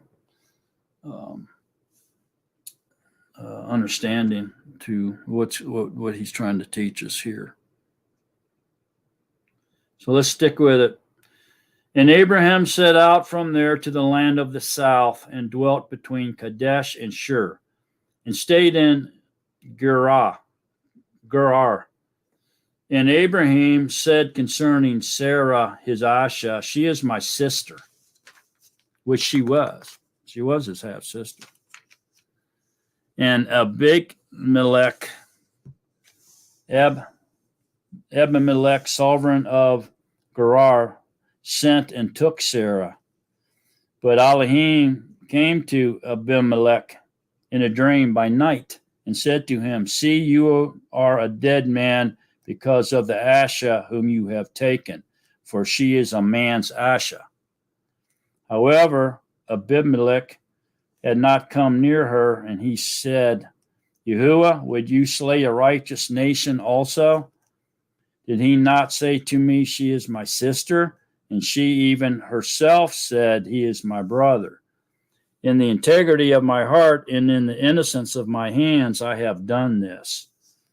And Elohim said to him in a dream, yeah, I know that you did this in the integrity of your heart, and so I kept you from sinning against me. For this reason, I did not let you touch her. And now return the man's Asha, for he is a prophet, and let him pray for you, and you live.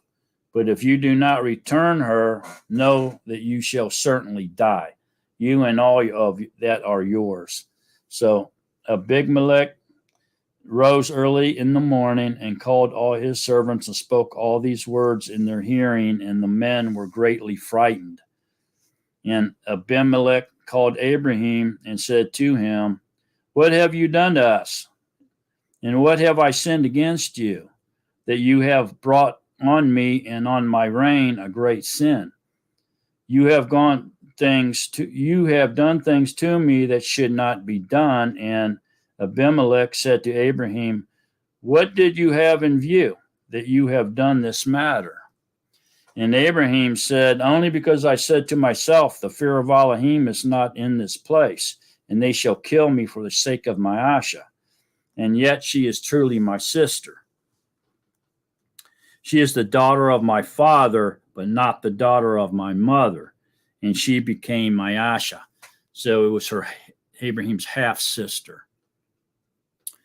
And it came to be, when Elohim caused me to wander from my father's house, that I said to her, this is your kindness that you should do for me. In every place, wherever we go, say of me, he is my brother. Then Abimelech took sheep and cattle and male and female servants and gave them to Abraham. And he returned Sarah, his Asha, to him. And Abimelech said, see, my land is before you. Dwell wherever it is good in your eyes. And to Sarah he said, see, I have given your brother 1,000 pieces of silver. See, it is to you a covering of eyes before all who are with you and before all others, and you are cleared before everyone. And Abraham prayed to Elohim, and Elohim healed Abimelech and his Asha and his female servants, so they bore children, for Yahuwah had closed up all the wombs of the house of Abimelech because of Sarah, Abraham's Asha. Wow. So Abraham didn't lie, and Sarah didn't lie. See, they were brother and sister, but only half. And so he took her as a wife. A lot of denominations teach that Abraham lied to save his skin, you know, but that wasn't the case. He did not lie, but he didn't offer any extra information about it either, did he? Okay, so 21 says, and Yahuwah visited Sarah as he had said, and Yahuwah did for Sarah as he had spoken. So Sarah conceived and bore Abraham a son in his old age, at the appointed time of which Elohim had spoken to him. And Abraham called the name of his son, who was born to him, whom Sarah bore to him, Yitzchak, or Isaac. And Abraham circumcised his son, Yitzchak, when he was 8 days old, as Elohim had commanded him.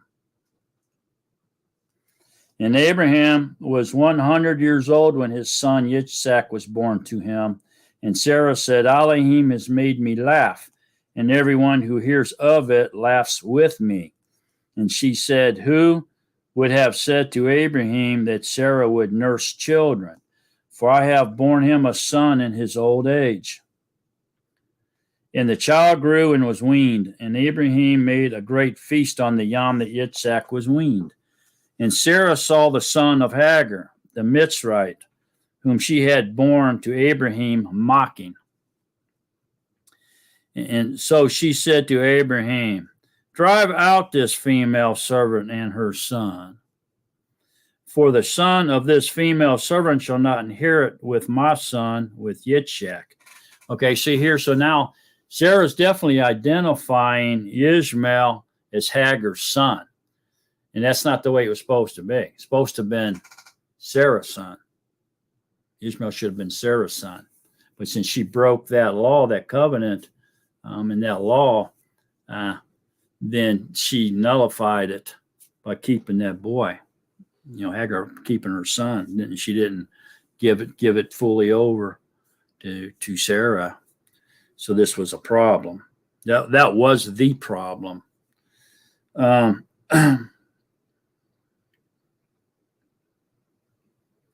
the matter was very evil in the eyes of Abraham because of his son. So to Abraham, Ishmael was his son. And everything was done lawfully and through right rulings, and everything was to him was okay as far as he was concerned. But the maid servant of Sarah didn't comply with the law. She kept the son and raised the son up for herself. And she was supposed to totally give it over to Sarah. Then Sarah would have probably raised that boy like her own, you know. But she didn't. She didn't get to know that boy and bond with him because Hagar, the Egyptian, kept the boy with her. See, there's what the big problem was.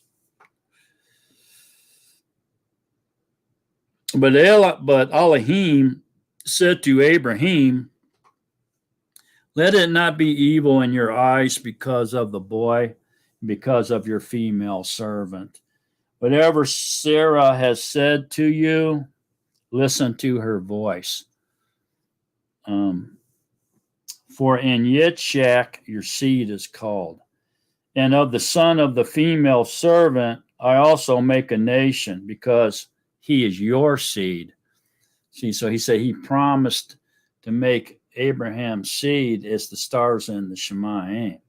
And so since this was Abraham's seed, that promise had to apply to Yishmael as well as Yitzchak. That's why the promise carried over to Yishmael, because he is your seed. See that? And Abraham rose early in the morning and took bread and skin of water, which he gave to Hagar, putting it on her shoulder, also the boy, and sent her away. And she left and wandered in the wilderness of Beersheba. And the water in the skin was used up. And she placed the boy under one of the shrubs. And she went and sat down about a bow shot away, for she said, let me not see the death of the boy. And she sat opposite him and lifted her voice and wept. And Elohim heard the voice of the boy. And the messenger of Elohim called to Hagar from the Shemaim and said to her, "What is the matter with you, Hagar? Do not fear, for Elohim has heard the voice of the boy where he is. Arise, lift up the boy and hold him with your hand, for I make a great nation of him." See that? So he had to do that because it was Abraham's seed. So the promise applied. And don't forget, he was circumcised into the covenant as well. So he heard the voice of the boy, not of the slave woman. And he acted on the voice of that boy, which was Abraham's seed, which he promised to make a nation out of Abraham's seed. So that boy couldn't die. Yahuwah's word would be broken. So that boy had to live, man. That's what the messenger's saying. You heard this voice of the boy. The boy has to live. I'm going to make a great nation out of him. I promised Abraham, and I can't lie. That boy ain't going to die. You see that? He was circumcised in the covenant, don't forget. And Elohim opened her eyes, and she saw a well of water.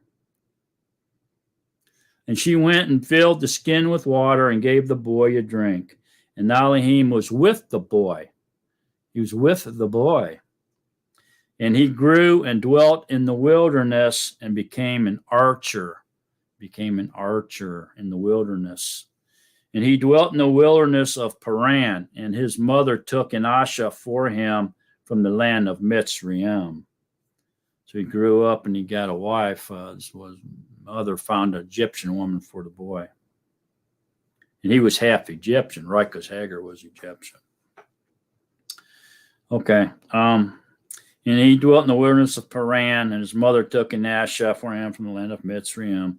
And it came to be at that time that Abimelech and Phicol, the commander of his army, spoke to Abraham, saying, Elohim is with you in all that you do. And now swear to me by Elohim not to be untrue to me, to my offspring, or to my descendants. Do to me according to the kindness that I have done to you, and to the land in which you have dwelt. And Abraham said, I swear.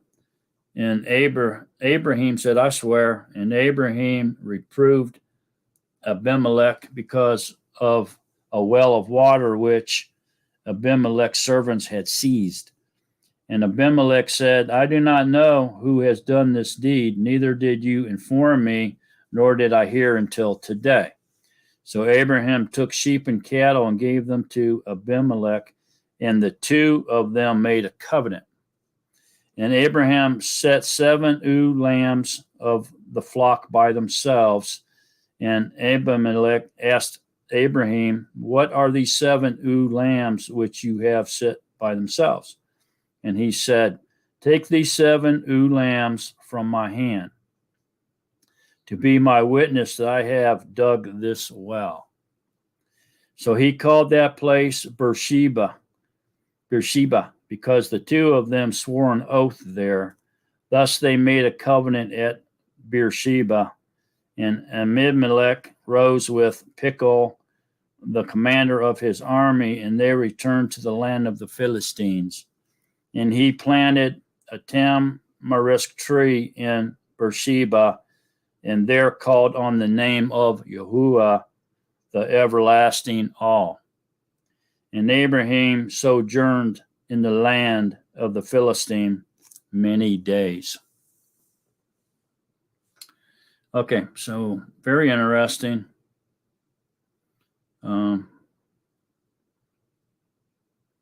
These are the days that, Yishmaal grew up, had a wife, became a hunter.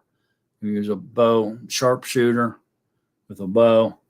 And it looks like there was peace in the land here. And so Yishmaal didn't live in one place. He roamed around. He was a person that sojourned around. He didn't stay in one place. So very interesting. And it came to be after these events that Elohim tried Abraham. And he said to Abraham, and he said, Here I am. And he said to him, Abraham. And he said, Here I am. And he said, Take your son now, your only son Yishak, whom you love, and go to the land of Moriah, and offer him there as a burnt offering on one of the mountains which I command you. And Abraham rose early in the morning. So he was trying him, so testing him. This was a test.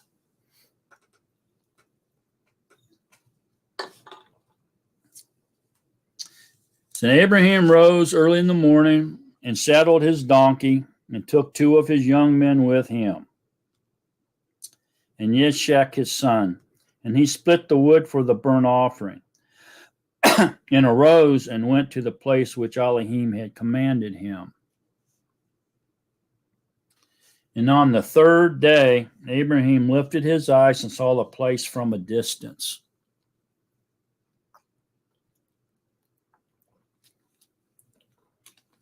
So Abraham said to his young men, Stay here with the donkey while the boy and I go over there and worship and come back to you. And Abraham took the wood of the burnt offering and laid it on Yishak, his son. And he took the fire in his hand and a knife, and the 2 of them went together. And Yishak spoke to Abraham, his father, and said, My father? And he said, Here I am, my son. And he said, See, the fire and the wood. But where is the lamb for the burnt offering?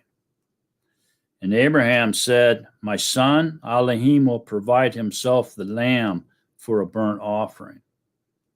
And the 2 of them went together.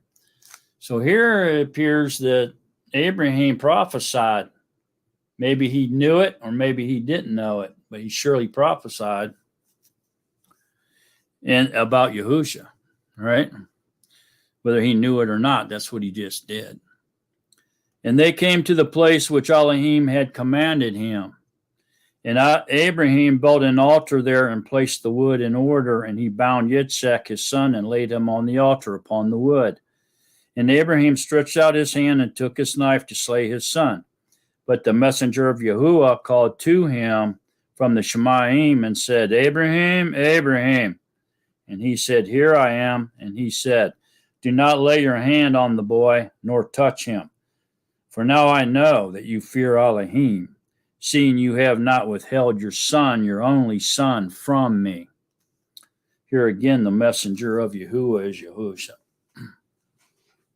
And Abraham lifted his eyes and looked up and saw behind him a ram. A ram is a male sheep,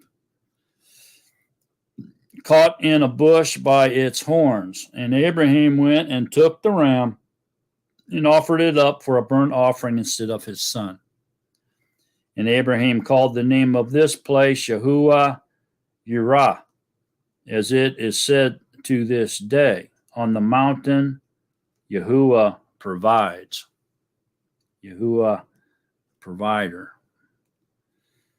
And the messenger of Yahuwah called to Abraham a second time from the Shemaim and said, By myself I have sworn, declares Yahuwah, because you have done this and have not withheld your son, your only son, that I shall certainly bless you, and I shall certainly increase your seed as the stars of the Shemaim, and as the sand which is on the seashore.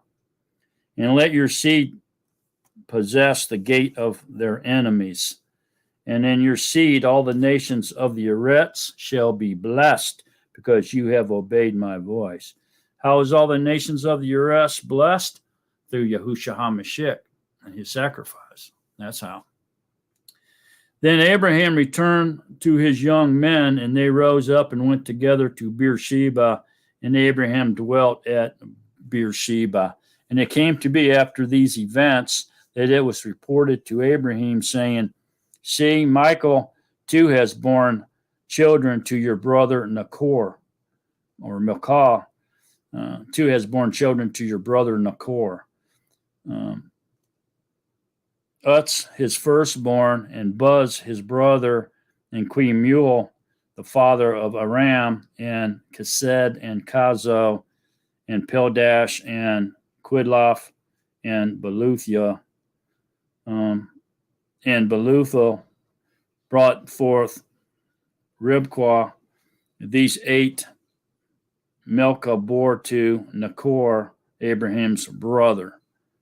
And his concubine, whose name was Rumah, also bore Tibach and Gakam and Takash and Makkah. And Sarah lived 127 years, the years of the life of Sarah. And Sarah died in Kiriath Arba, that is Hebron, in the land of Canaan. And Abraham came to mourn for Sarah and to weep for her. Then Abraham rose up from beside his dead and spoke to the sons of Kath, saying, I am a foreigner and a sojourner among you. Give me property for a burial site among you, so that I bury my dead from my presence. And the sons of Kath answered Abraham, saying to him, Hear us, my master, you are a prince of Elohim among us. Bury your dead in the choicest of our burial places. None of us withholds from you his burial site, from burying your dead. So Abraham rose and bowed himself to the people of the land, the sons of Kath. And he spoke with them, saying, It is your desire that I bury my dead from my presence. Hear me and approach Ephron, son of Zochar, for me, and let me have the cave of Machpelah, which he has, which is at the end of his field. Let him give it to me for the complete amount of silver as property for a burial site among you. And Ephron dwelt among the sons of Kath, and Ephron the Hittite answered Abraham in the hearing of the sons of Kath, all who entered at the gate of his city, saying, No, my master, listen to me. I shall give you the field and the cave that is in it. I shall give it to you in the presence of the sons of my people. I shall give it to you. Bury your dead. And Abraham bowed himself down before the people of the land, and he spoke to Ephron in the hearing of the people of the land, saying, If only you would hear me, I shall give you the amount of silver for the field. Take it from me, and let me bury my dead there. And Ephron answered Abraham, saying to him, My master, listen to me. The land is worth 400 shekels of silver. What is that between you and me? So bury your dead. And Abraham listened to Ephron, and Abraham weighed out the silver for Ephron, which he had named in the hearing of the sons of Kath, 400 shekels of silver, currency of the merchants. Thus the field of Ephron, which was in Machpelah, which was before Mamre, the field and the cave which was in it, and all the trees that were in the field, which were within all the surrounding borders, were deeded to Abraham as a possession in the presence of the sons of Kath, before all who went in at the gate of his city. And after this, Abraham buried Sarah, his ash, in the cave of the field of Machpelah, before Mamre, that is in Hebron, in the land of Canaan. Thus the field and the cave that is in it were deeded to Abraham by the sons of Kath as property for the burial site. Okay, so Abraham bought it. He wouldn't just have them give it to him. He wanted to own it, so it would pass down to his descendants.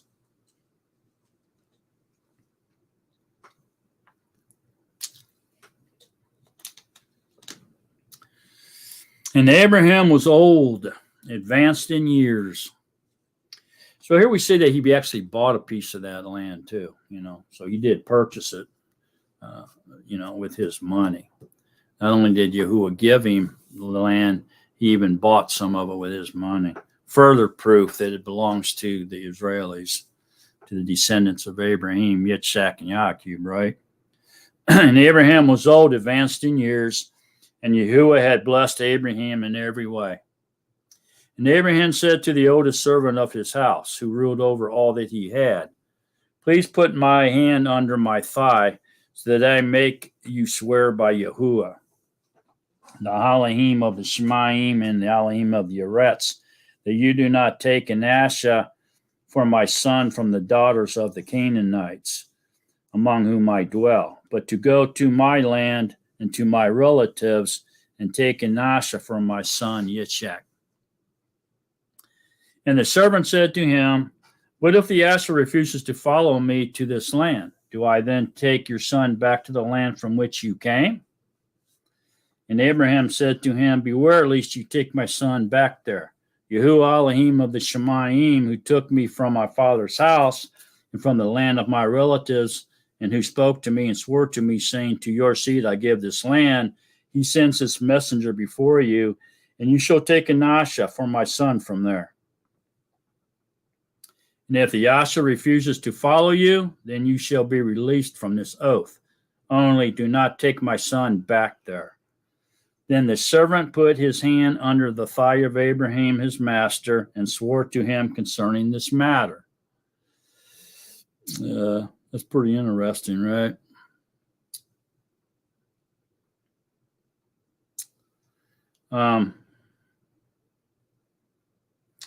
And the servant took 10 of his master's camels and left, for all the master's good gifts were in his hand. And he arose and went to Aram Naharaim, to the city of Nachor.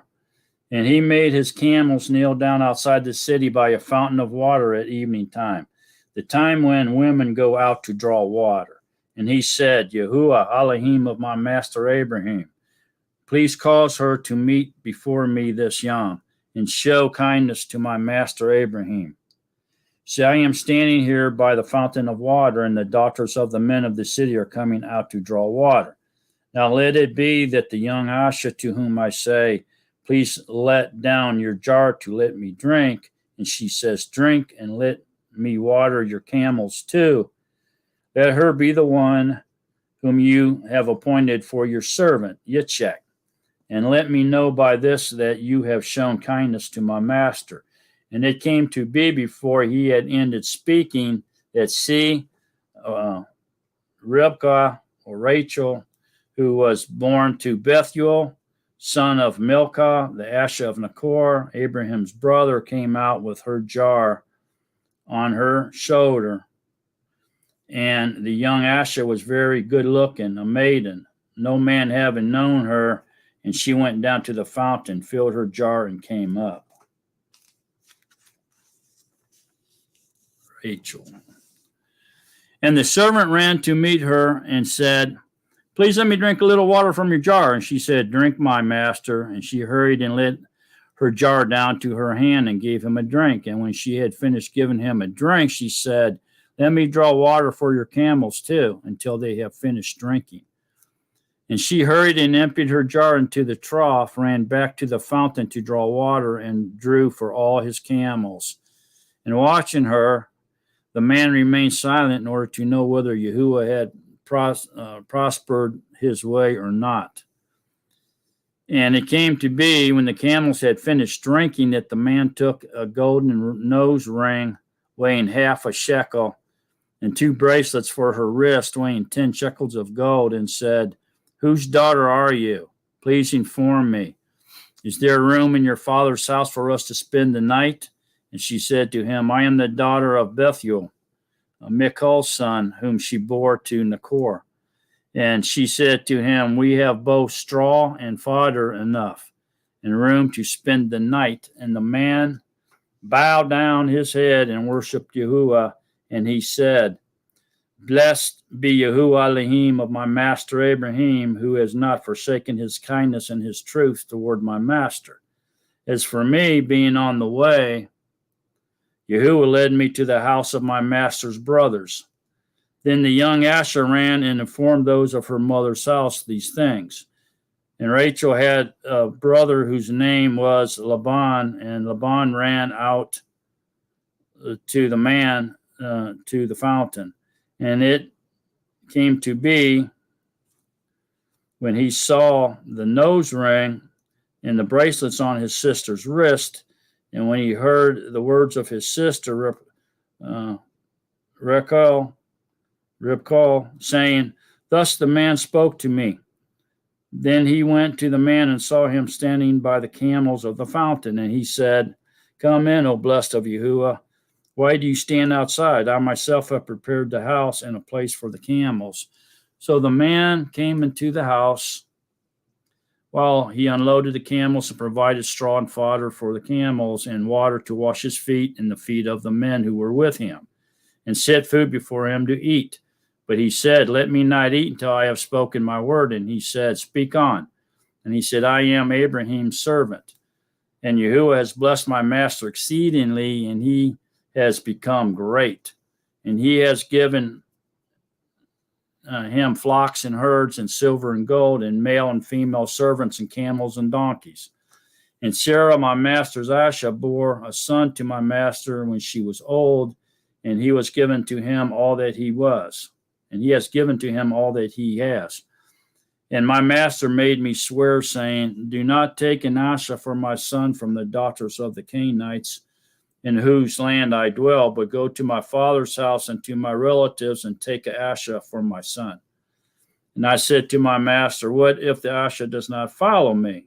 But he said to me, "Yahuwah, before whom I walk, sends his messenger with you and shall prepare your way, and you shall take an Asha from my son, from my relatives, and from my father's house.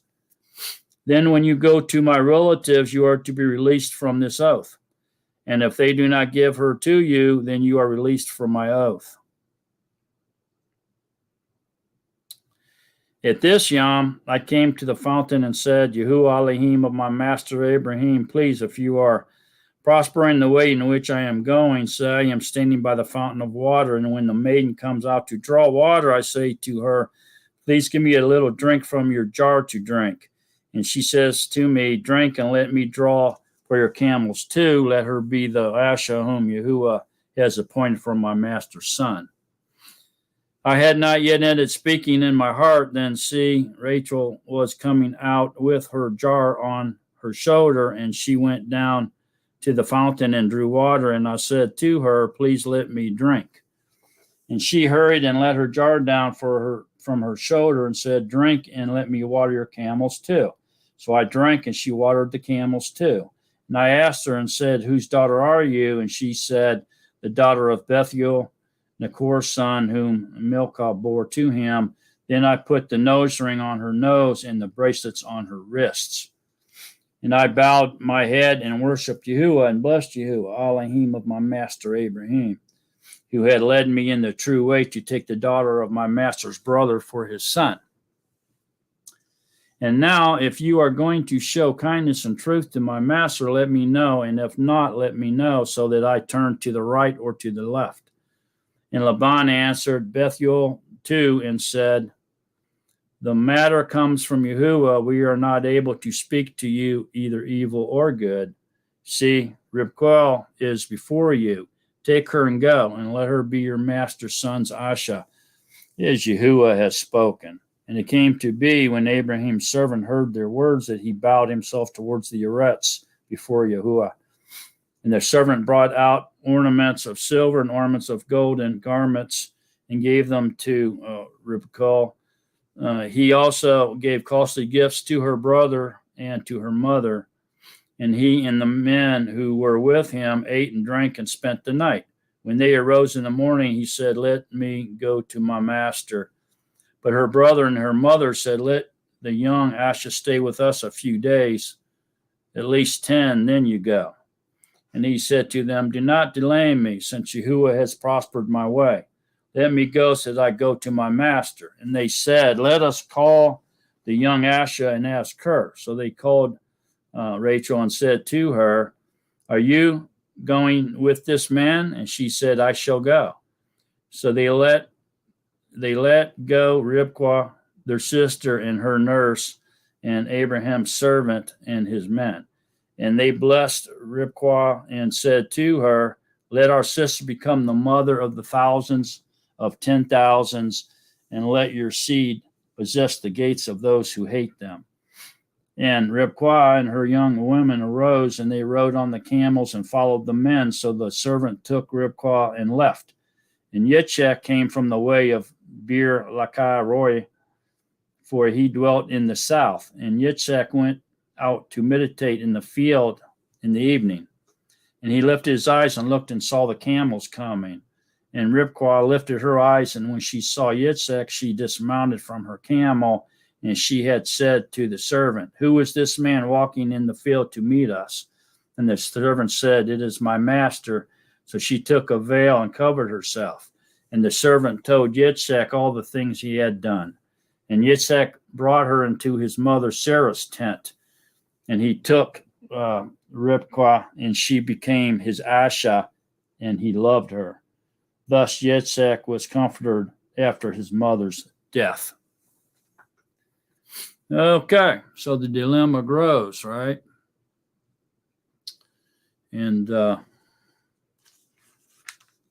from there, we're going to learn a whole lot here now about some other things pertaining to all this. So we can continue to read on here. I think I'm going to take a intermission break here after this chapter. And then we'll come back and continue. And Abraham took another Asha, whose name was Keturah. Keturah.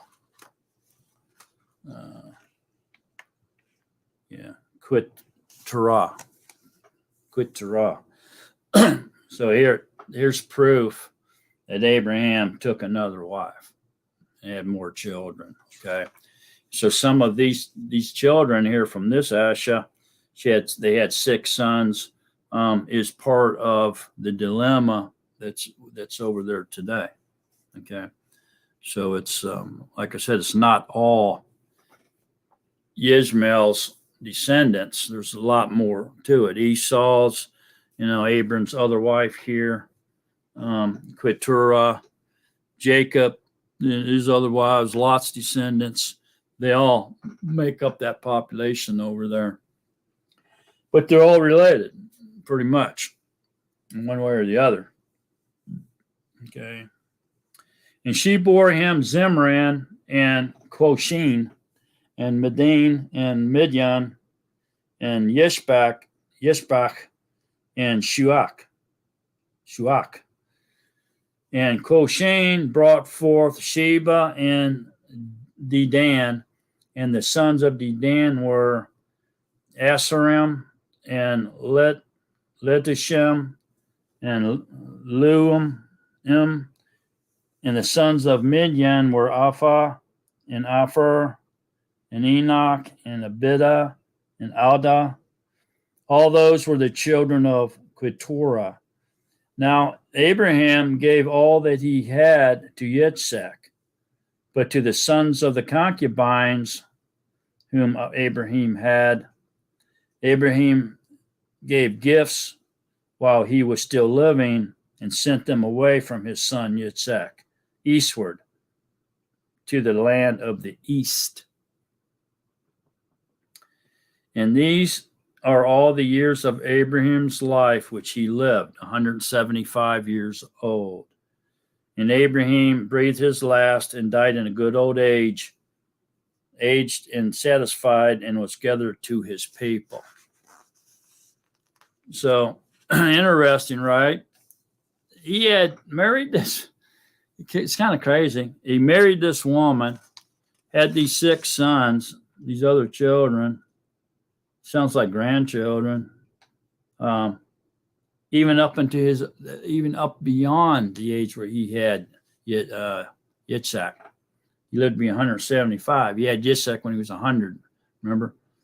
So he continued to populate. And his sons, get this now, and his sons, Yitzhak and Yishmaal, buried him in the cave of Machpelah, which is before Mamre, in the field of Ephron, son of Zorkor the Hittite. the field from which Abraham purchased from the sons of Cath. There Abraham was buried with Sarah, his Asha. And it came to be after the death of Abraham that Elohim blessed his son Yitzchak, and Yitzchak dwelt at Beer Lakia Ro. So very interesting, right? And his sons Yitzchak and Yishmaal buried him in the cave. So somehow Yishmaal heard about his father's death, and he reunited with Yitzchak, with Isaac, and together they buried their father in that cave. Isn't that interesting? So it's like a Yishmael and Yitzchak lived a parallel lifestyle, man. They shared in the blessings. They buried their father together. You know, he had a son, YaAqob, and out of that son came the 12 tribes of Israel. Ishmael bore 12 princesses, became a great nation. You know, and even to today, they call him a prince. The leader of Saudi Arabia, the Arabs are called a prince, even today. It's really wild. So, and this is the genealogy of Yishmael, Abraham's son, who Hagar, the Mitzrite, Sarah's female servant, bore to Abraham. So she remained her slave. She did away with her because she was allowed to do whatever she wanted with her property. So she ran her off. And Abraham listened to her. He thought it to be evil, but then Yahuwah said, no, it's not evil. He listened to her. You know, I got plans for both, you know, Ishmael and Yitzhak. So, and these were the names of the sons of Yishmael, by their names according to their generations. The firstborn of Yishmael is Nebaioth. Then Kedar and Adbeel and Mibsam and Mishma and Dumah and Massa and Hadar and Tema and Yeter and Naphish and Quedema. So these are the 12 princesses or sons of Yishmael. He also had a daughter, and you read about her in Genesis 36:3. Her name was Basement. Basement was his daughter. But these were the sons of Yishmael, these 12, and these were their names by their towns and their settlements. 12 chiefs according to their tribes. So there was 12 tribes, 12 chiefs. The princes, they were princes of Yishmael. Look how that parallels with the 12 tribes of Israel, or the 12 sons or chiefs of YaAqob or Joseph. That mind blowing or what? It's like a direct parallel, man, of Yitzchak and Ishmael's lives. Amazing. And they were both circumcised. Both of them. Both of them were in the covenant. They both were Abraham's sons. They both have 12 tribes that came from their lineage. 12 chiefs. It's amazing, man. This is crazy stuff, man. This is most of the time we don't hear about this. People don't see this parallel clearly as we're seeing it this evening by Yahusha. According to 12 chiefs, according to their tribes. And these were the years of the life of Yishmael, 137 years. And he breathed his last and died and was gathered to his people. And they dwelt from Hulah as far as Shur, which is east of Mitzrayim, as you go toward Asher. He settled before all his brothers. Okay. Now I want to pause right here real quick and show you show you another map. Okay. So just do a screen share again real quick.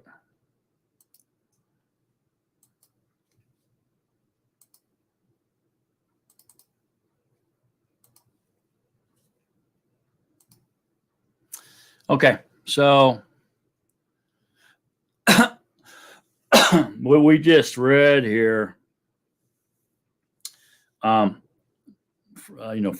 east of Mitzrayim to Asherah, Hulia and Shur, before all his brothers. Now, don't forget,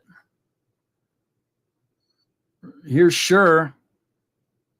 Okay, and so this is like in the Sinai Peninsula, or here's an alternate. It could be here, and here's this is what they call the crescent.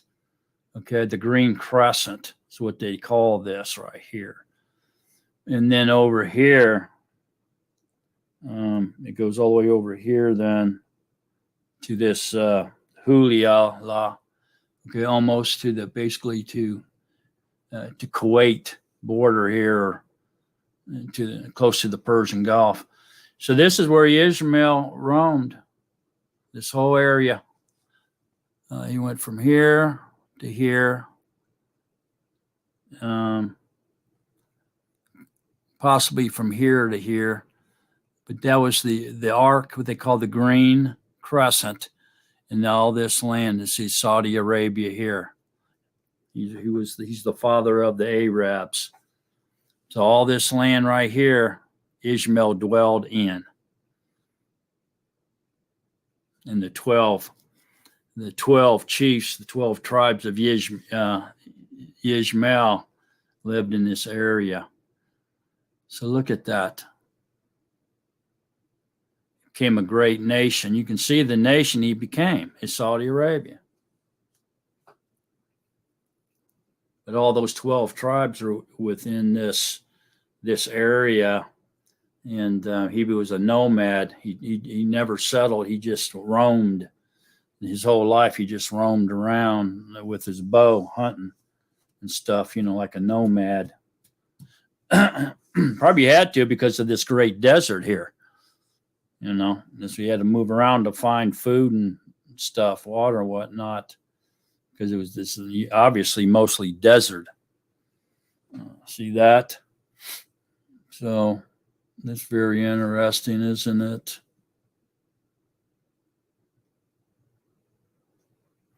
This is what we just read in 25:18. This right here, this right here, Genesis 25:18. This is what we just read. This is, like I said, the green crescent line, they call that. All down, it consumes Saudi Arabia. This whole area was what Ishmael's and his 12 tribes possessed, all that land right there. All right, you can see if it was this one, it went over, and it says Shur, so it probably was here. It consumed a lot of the land of here to present day Israel, didn't it? If it was this land, it went up through Jordan, the alternate Shur. So it was either located here or here.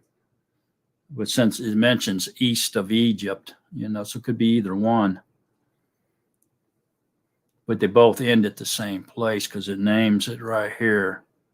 And this Saudi Arabia was their land. He's the father of the Arabs. The Saudis, they call them. All right. So let's get out of that.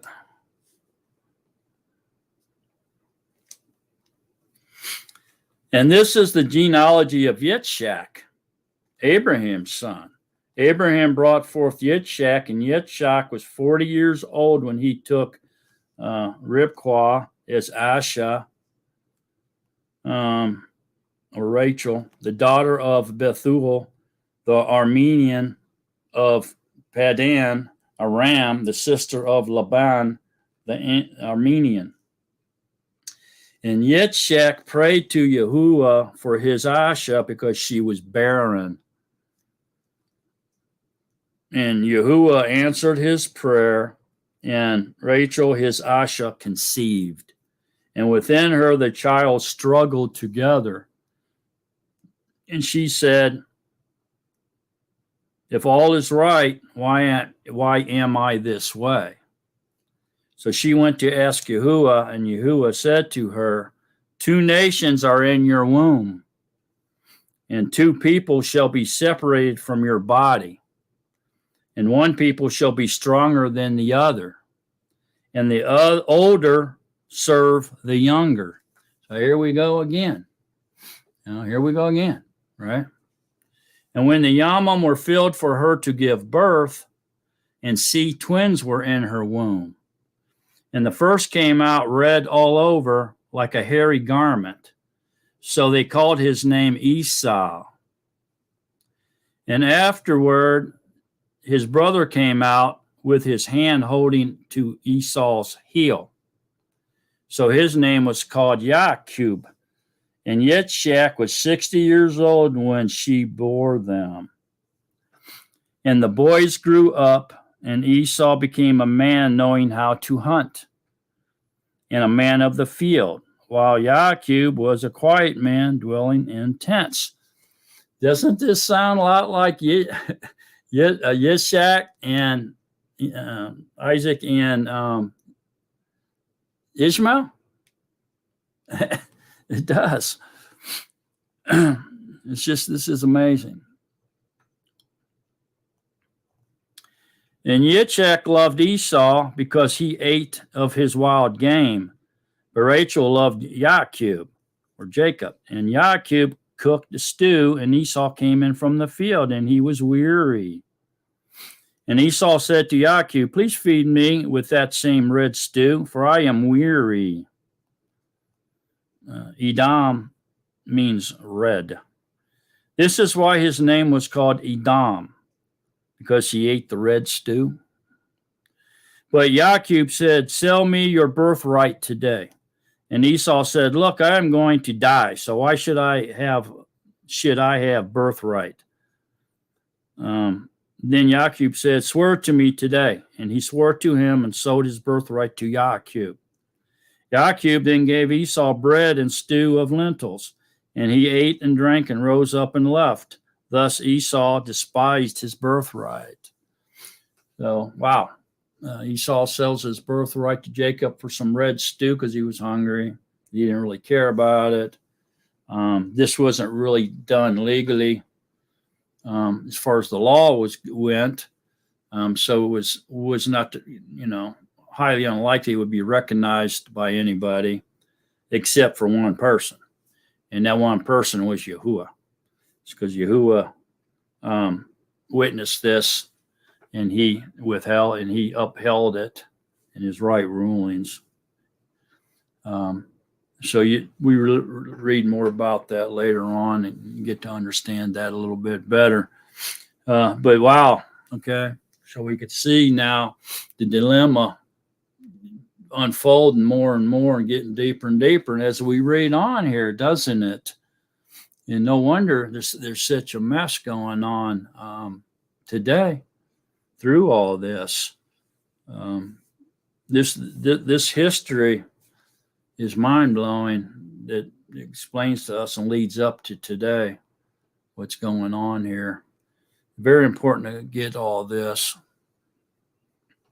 So what I want to do is take an intermission right now, and I'll put on a song. When that song's over, I'll be back, and we'll continue on with this very important study and all these things that Yahushua's revealing to us this evening. So stick with me on this. You're surely to be blessed with knowledge of Yahuwah at the end of this lesson. So I'll be back. In intermission time, go take a bathroom break, get you something to drink, some popcorn or something, whatever. And I'll meet you back here in a few minutes.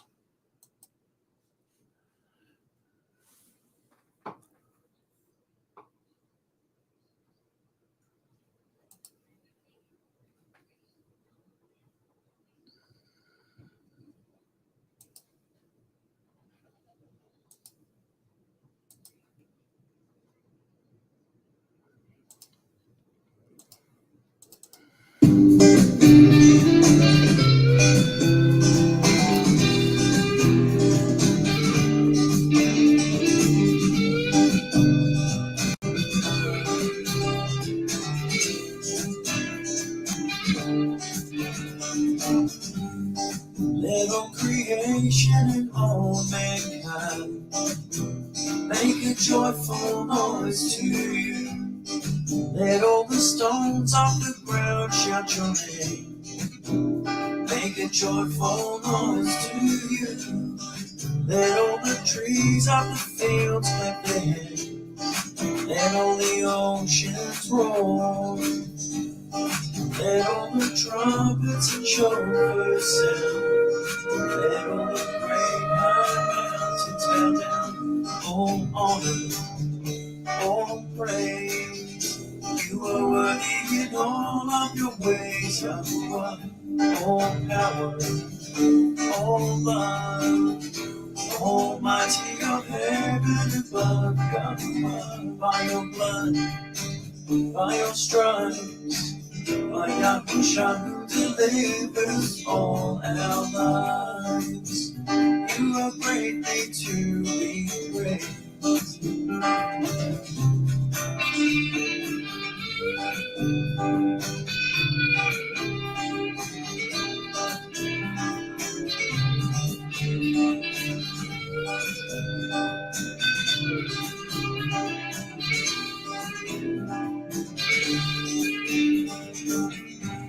As far as the north to the south, the east to the west, you are greatly to be praised. No treasure upon this earth can compare to your worth. You are greatly to be praised. You walk on the wings of heaven. The earth is your footstool. You are greatly to be praised.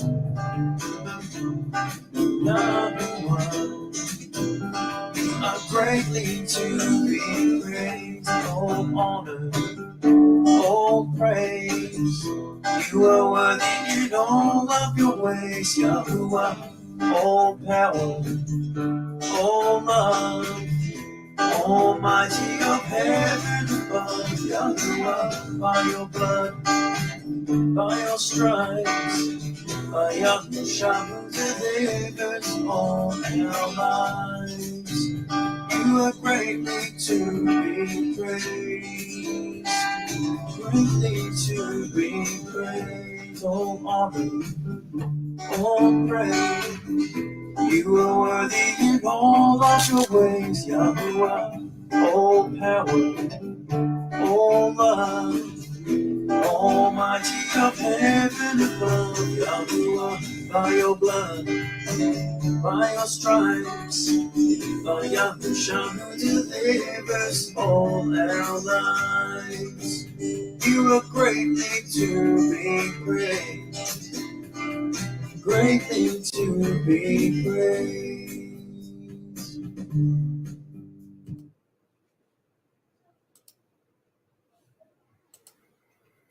Okie dokie, welcome back. All righty, so we left off here at chapter 26. Hope everybody enjoyed their intermission break. So we'll get back down into this here fairly quickly now. So here we're the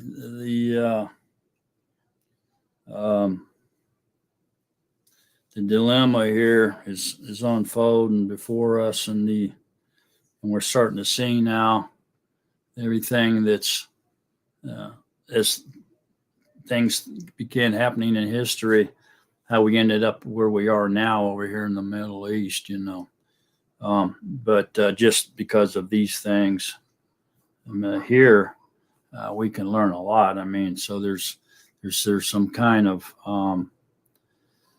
opposition, if you will, between Isaac and Ishmael, and now between Esau and Jacob. And Esau is Edom, and we find that out as we continue to study, which is the Edomites, and we already know came from the daughters of Lot, having sex with their father. So This is all like a spider web, isn't it? It's just like a big spider web. It's all connected, and you can see where a lot of the jealousy and strife and everything is coming in from here now. Okay, so let's get started now, so we can get through this.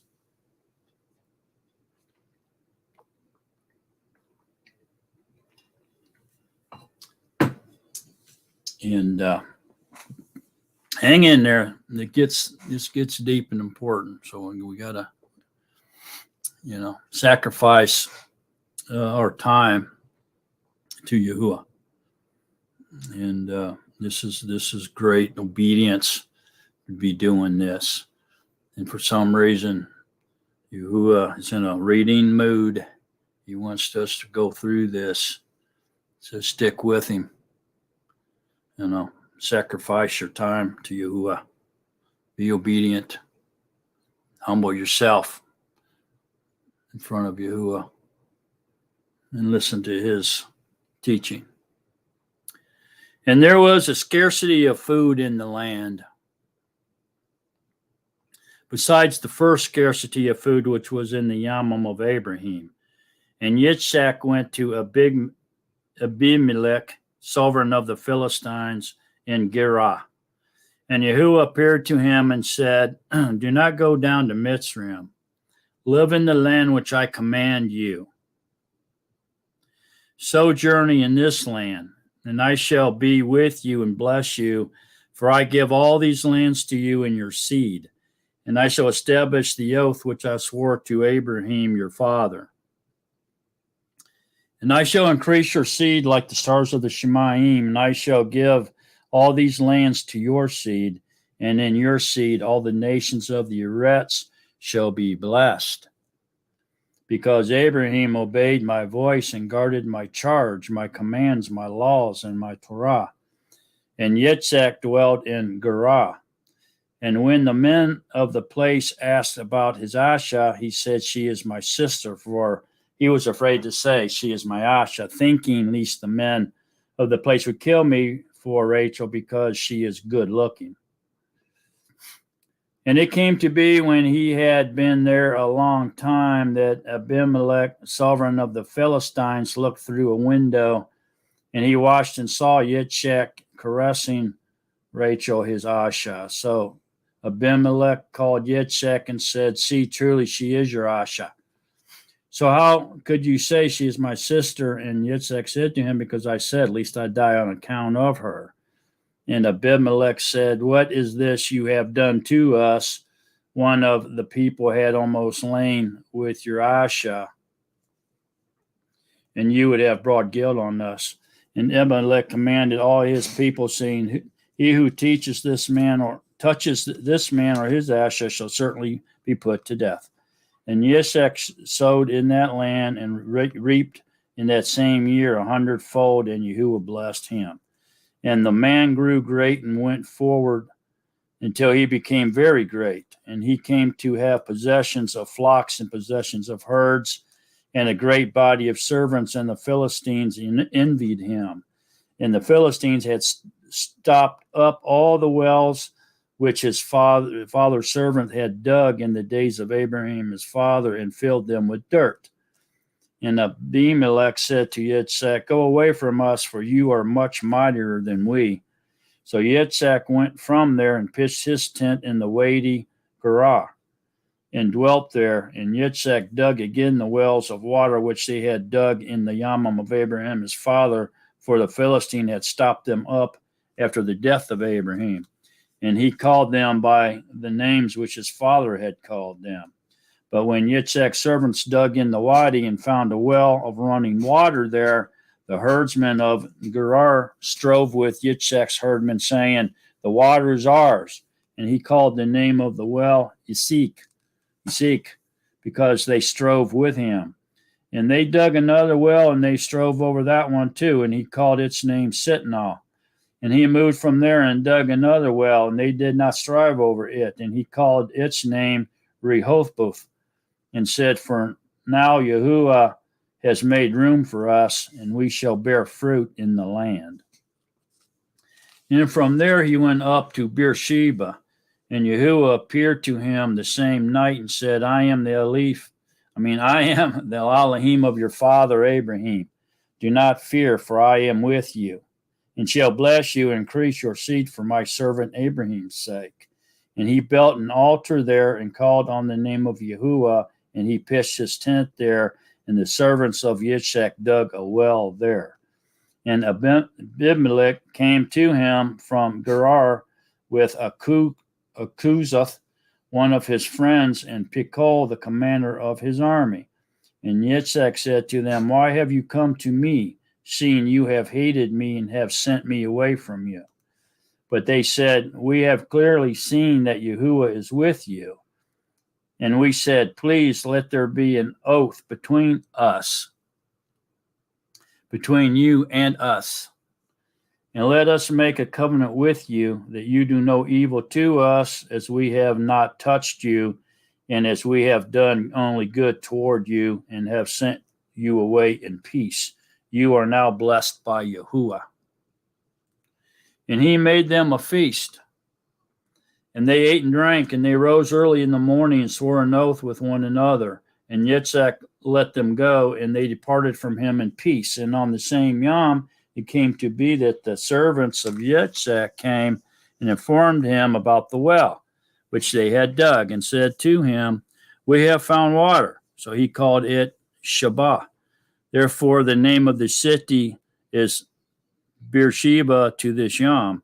And when Esau was 40 years old, he took wives, Yehudith, the daughter of Beer, the Ketite, and Basemath, the daughter of Elon, the Ketite, and they were a bitterness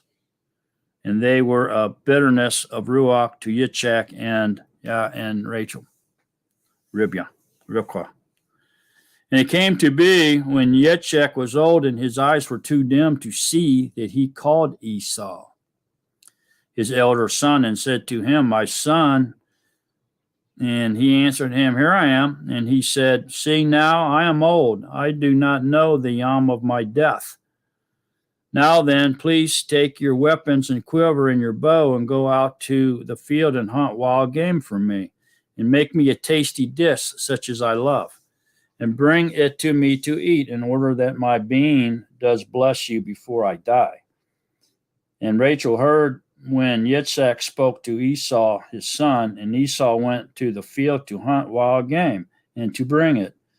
And Rachel spoke to YaAqob her son, saying, See, I heard your father speak to Esau your brother, saying, Bring me wild game and make me a tasty dish to eat, and bless you in the presence of Yahuwah before my death. And now, my son, listen to my voice according to what I command you. Please go to the flock and bring me 2 choice young goats, and I make a tasty dish from them for your father, such as he loves. And you shall take it to your father, and he shall eat it, and so he might bless you before his death. And YaAqob said to Rachel his mother, See, Esau, our brother, is a hairy man, and I am a smooth-skinned man. What if my father touches me? Then I shall be like a deceiver in his eyes, and shall bring a curse on myself and not a blessing. His mother said to him, Let your curse be on me, my son. Obey my voice, and go, get them for me. And he went and fetched them and brought them to his mother, and his mother made a tasty dish, such as his father loved. And Rachel took the best garments of her elder son Esau, which were with her in the house, and put them on Jacob, her younger son. And she put the skins of the young goats on his hands and on the smooth part of his neck. Then she gave the tasty dish and the bread, and she had prepared into the hand of her son YaAqob. And he went to his father and said, My father. And he said, Here I am. Who are you, my son? And YaAqob said to his father, I am Esau, your firstborn. I have done as you said to me. Please rise, sit, and eat my wild game, so that your being might bless me. But Yitzhak said to his son, How is it you have found it so quickly, my son? And he said, because Yahuwah your Elohim brought it to me. Then Yitzchak said to YaAqob, please come near so that I feel you, my son, whether you truly are my son Esau or not. And YaAqob went near to Yitzchak his father, and he felt him and said, the voice is the voice of YaAqob, but the hands are the hands of Esau.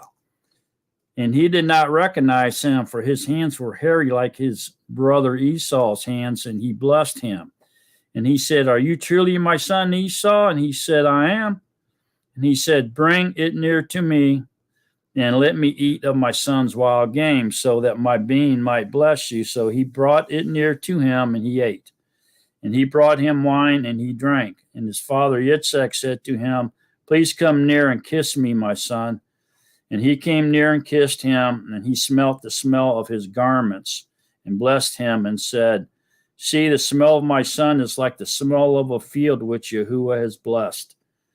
And Elohim gave you of the dew of the Shemaim, of the fatness of the Eretz, and plenty of grain and wine. Let people serve you, and nations bow down to you. Be master over your brothers, and let your mother's sons bow down to you. Cursed be those cursing you, and blessed be those blessing you. And it came to be, as soon as Yitzchak had finished blessing YaAqob, and YaAqob had hardly left the presence of Yitzchak his father, that Esau his brother came in from his hunting. And he too had made a tasty dish and brought it to his father, and said to his father, let my father rise and eat of his son's wild game, so that your being might bless me. And his father Yitzchak said to him, who are you? And he said, I am your son, your firstborn Esau. Then Yitzchak trembled exceedingly and said, who was it then who hunted wild game and brought it to me? And I ate all of it before you came, and I have blessed him. Yeah, he is blessed. When Esau heard the words of his father, he cried with an exceedingly great and bitter cry, and said to his father, bless me too, O my father. And he said, your brother came with deceit and took your blessing. Don't even seem like that would matter, does it? It's kind of weird that really, that took hold like that. And Esau said, was his name then called YaAqob? For he has caught me by the heel these 2 times. He took my birthright, and see, now he has taken my blessing. And he said, have you not reserved a blessing for me? Then Yitzchak answered and said to Esau, see, I have made him your master, and all his brothers I have given to him as servants. And I have sustained him with grain and wine. And what then shall I do for you, my son? And Esau said to his father, have you only one blessing, my father? Bless me too, O my father. And Esau lifted up his voice and wept. And Yitzchak his father answered and said to him, see, your dwelling is of the fatness of the Eretz, and of the dew of the Shemaim from above. And by your sword you are to live and serve your brother. And it shall be, when you grow restless, that you shall break his yoke from your neck. And Esau hated YaAqob because of the blessing with which his father blessed him. And Esau said in his heart, the yamim of mourning for my father draw near, then I am going to kill my brother YaAqob. And the words of Esau, her older son, were reported to Rachel, and she sent and called YaAqob, her younger son, and said to him, see, your brother Esau comforts himself concerning you to kill you. And now, my son, listen to my voice and rise. Flee to my brother Laban in Haran, and stay with him a few days, until your brother's wrath turns away, until your brother's displeasure turns away from you, and he forgets what you have done to him. And I shall send and bring you from there. Why should I be bereaved of you both in one yom? And Rachel said to Yitzchak, I am disgusted with my life because of the daughters of Koth.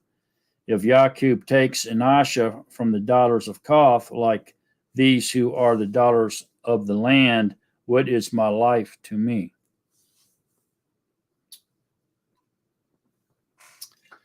So interesting. Betrayal,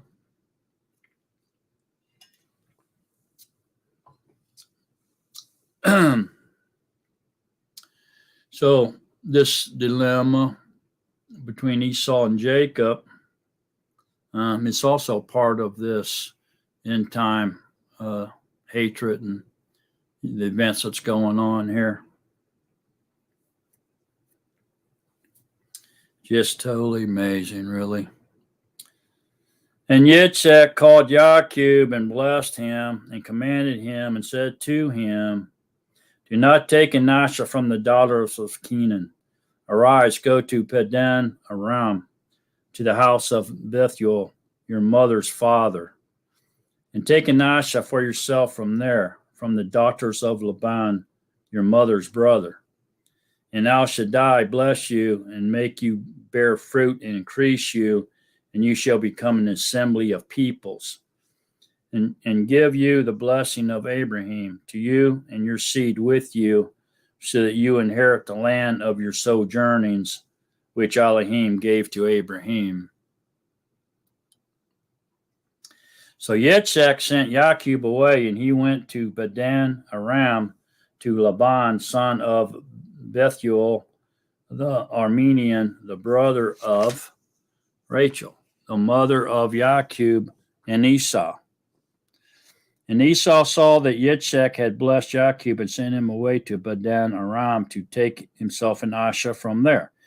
And that as he blessed him, he gave him a command, saying, do not take an Asha from the daughters of Canaan.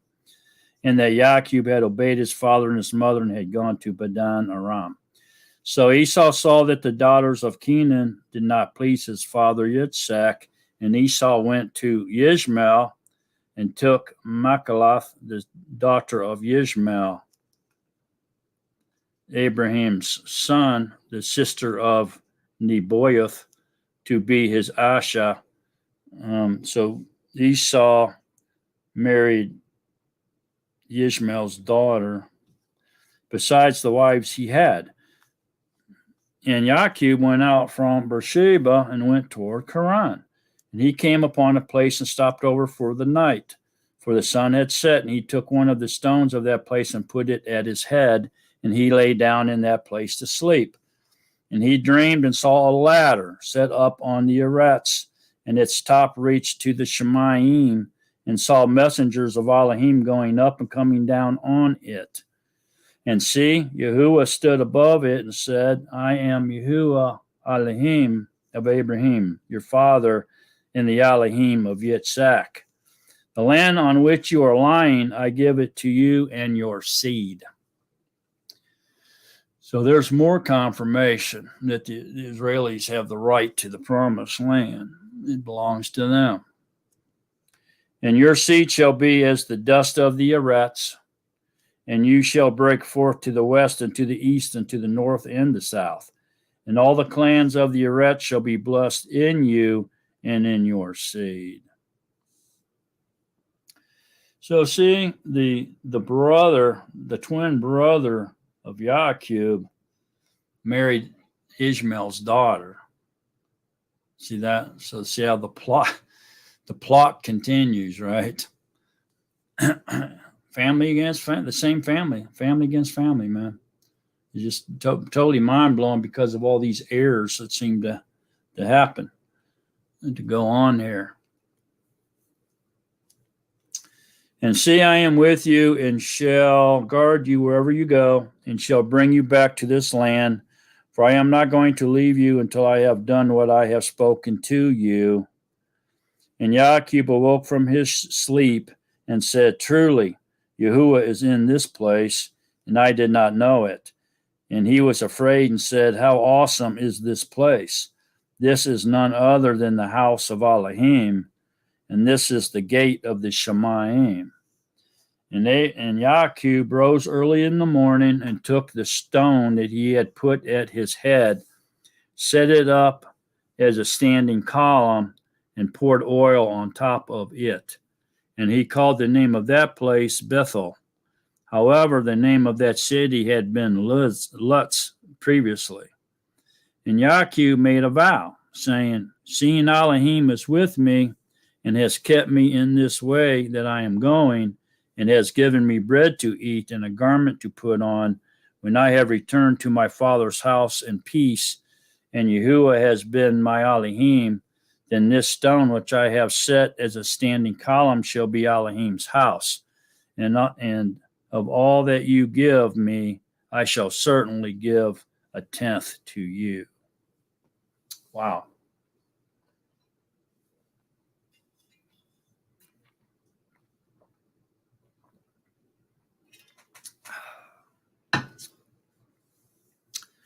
And YaAqob moved on and came into the land of the people of the east.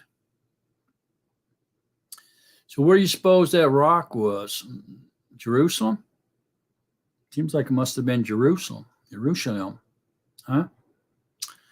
And YaAqob moved on and came to the land of the people of the east.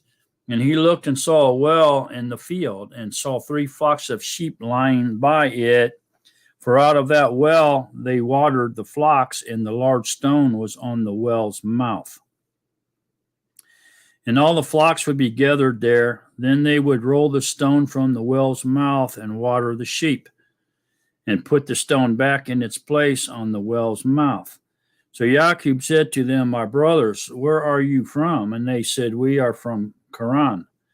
And he said to them, do you know Laban, son of Nachor?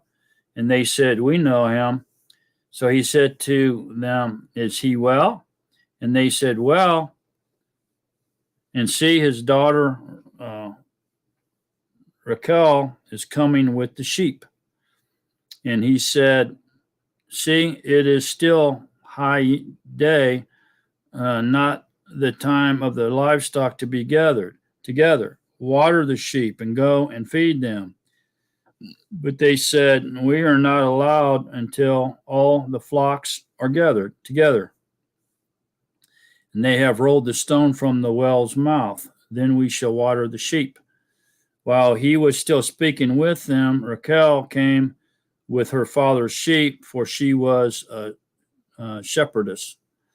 And it came to be when YaAqob saw Rachel, the daughter of Laban, his mother's brother, and the sheep of Laban, his mother's brother, that YaAqob went near and rolled that stone from the well's mouth, and watered the flock of Laban, his mother's brother. And YaAqob kissed Rachel and lifted up his voice and wept.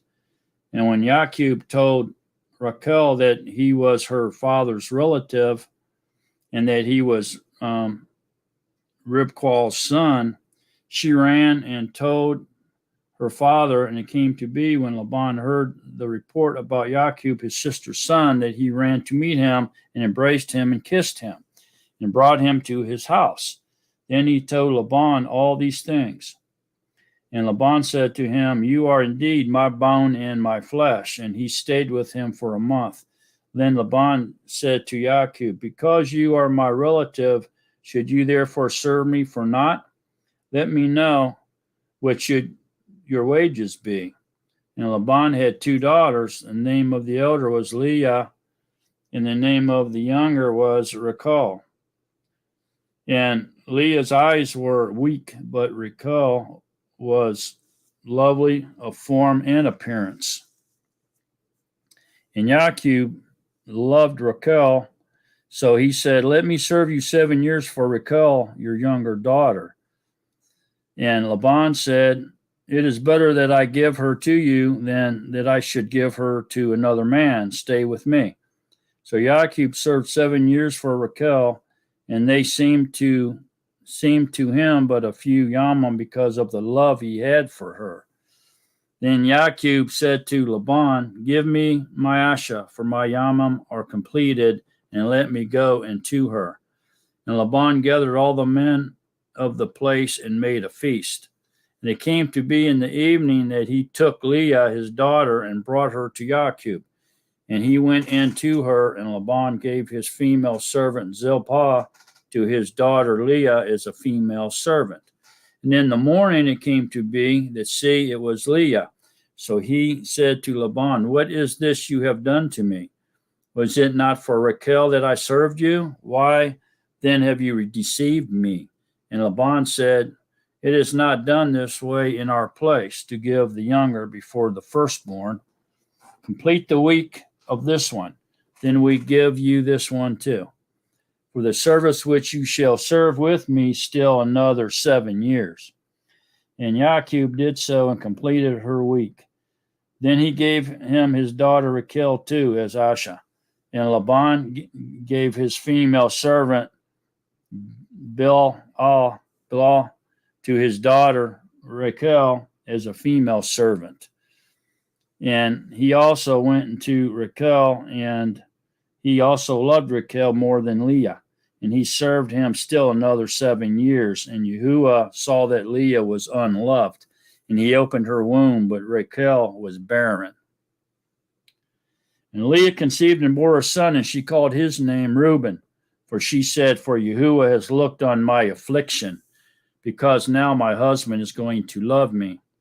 And she conceived again and bore a son, and said, Because Yahuwah has heard that I am unloved, he gave me this son too. And she called his name Simon. And she conceived again and bore a son, and said, Now this time my husband is joined to me, because I have borne him 3 sons. So his name was Levi. And she conceived again and bore a son, and said, Now I praise Yahuwah. So she called his name Yehudah. And she ceased bearing. She ceased bearing. Okay, so there she had 1, 2, 3, 4 boys of her own. And Rachel saw that she bore YaAqob no children. Rachel envied her sister and said to YaAqob, Give me children, or else I am going to die. And YaAqob's displeasure burned against Rachel. And he said, Am I in the place of Elohim, who has withheld from you the fruit of your womb? And she said, See my female servant, Bilhah, go into her, and let her bear for me, and let me build up from her as well. So here we go. Now this is a repeat of Yitzhak and Abraham and Sarah, right? So she's given YaAqob her slave servant, her female servant or slave, to have a child for her with. So remember now, according to the Hebrew law customs here, when this child's born, the maidservant, the slave, has to give the child to her master, over to Rachel, to be her child. She'll raise it as her own. Okay, so the maidservant will have nothing to do with the child.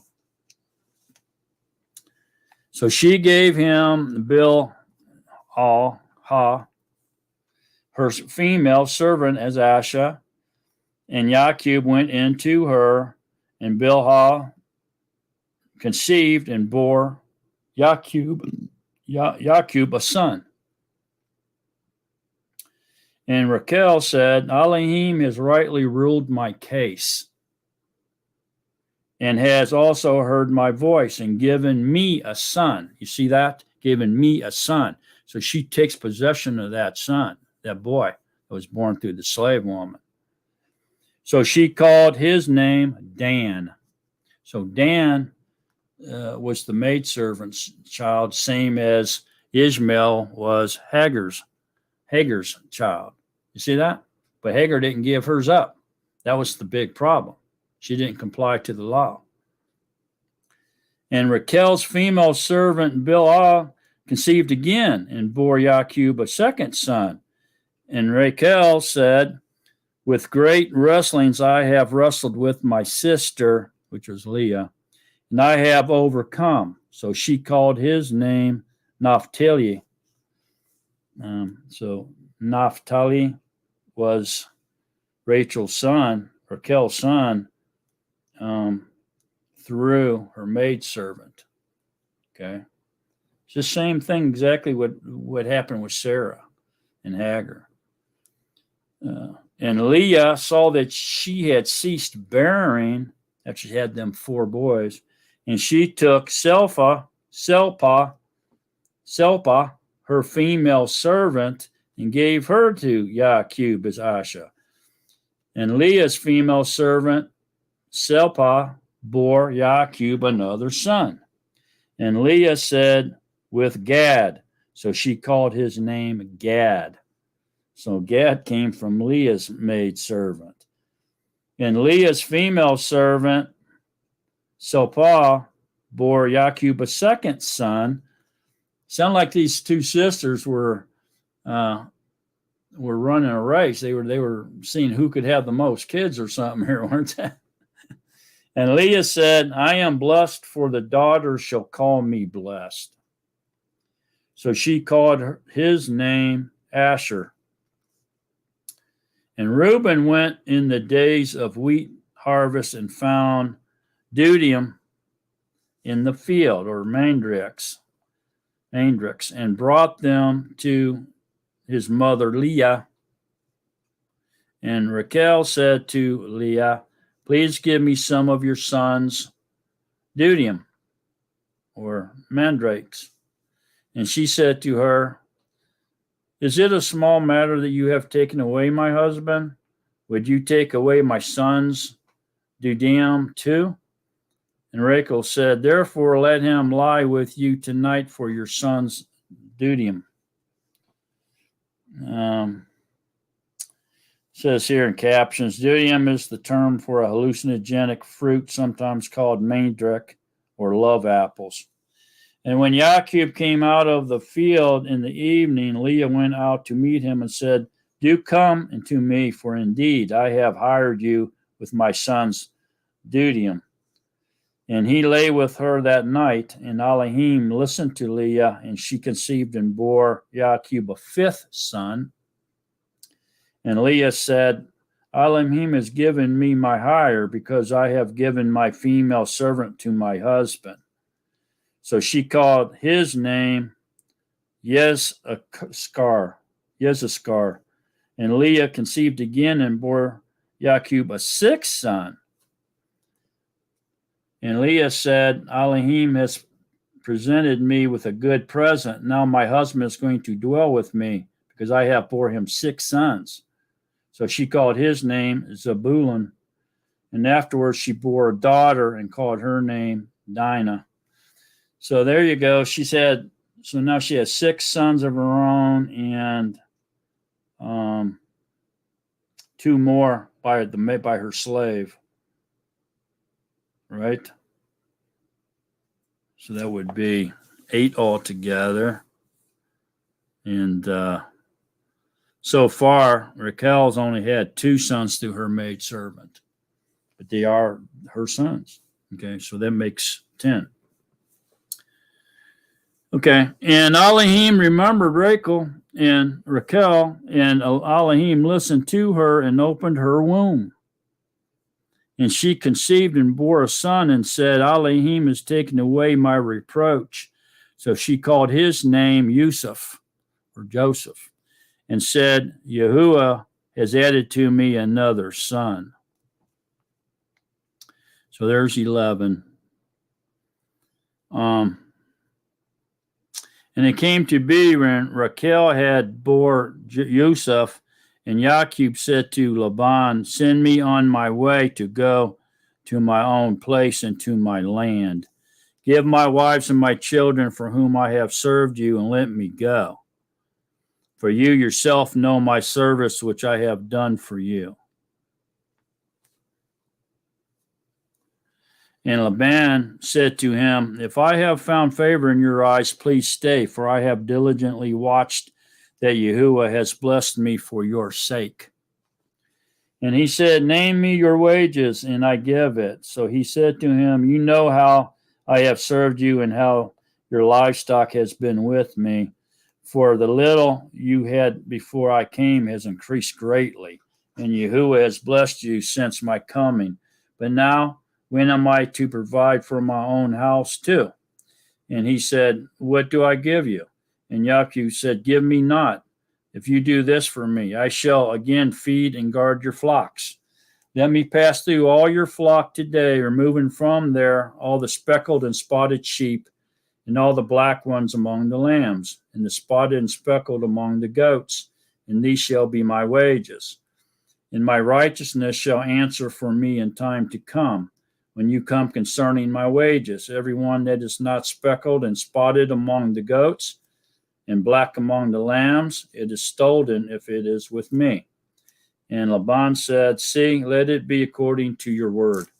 And on that yom he sent aside the male goats that were speckled and spotted, and all the female goats that were speckled and spotted, every one that had some white in it, and all the black ones among the lambs, and gave them into the hand of his sons. And he put a 3-yom journey between himself and YaAqob. And YaAqob fed the rest of Laban's flocks.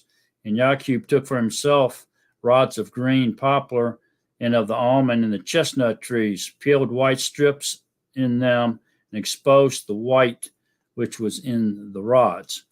And he set the rods which he had peeled before the flocks in the gutters, in the watering troughs where the flocks came to drink, and they mated when they came to drink. So the flocks conceived before the rods, and the flocks brought forth streaked and speckled and spotted. And YaAqob separated the lambs and made the flocks face toward the streaked, and all the black in the flock of the Laban. But he put his own flocks by themselves, and did not put them with Laban's flock. It came to be, whenever the strong ones of the flock conceived, that YaAqob placed the rods before the eyes of the flock in the gutters, so that they would mate among the rods. But when the flocks were weak, he did not put them in. So the weak ones were Laban's, and the strong ones YaAqob's. Thus the man increased very much, and had many flocks, and female and male servants, and camels and donkeys. Wow. Sounds like the trickery continues.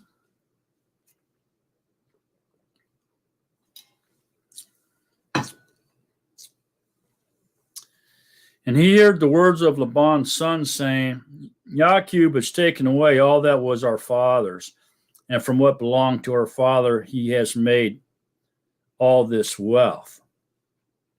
And YaAqob would look at the face of Laban and see that it was not toward him as before. And Yahuwah said to YaAqob, return to the land of your fathers and to your relatives, and I am with you.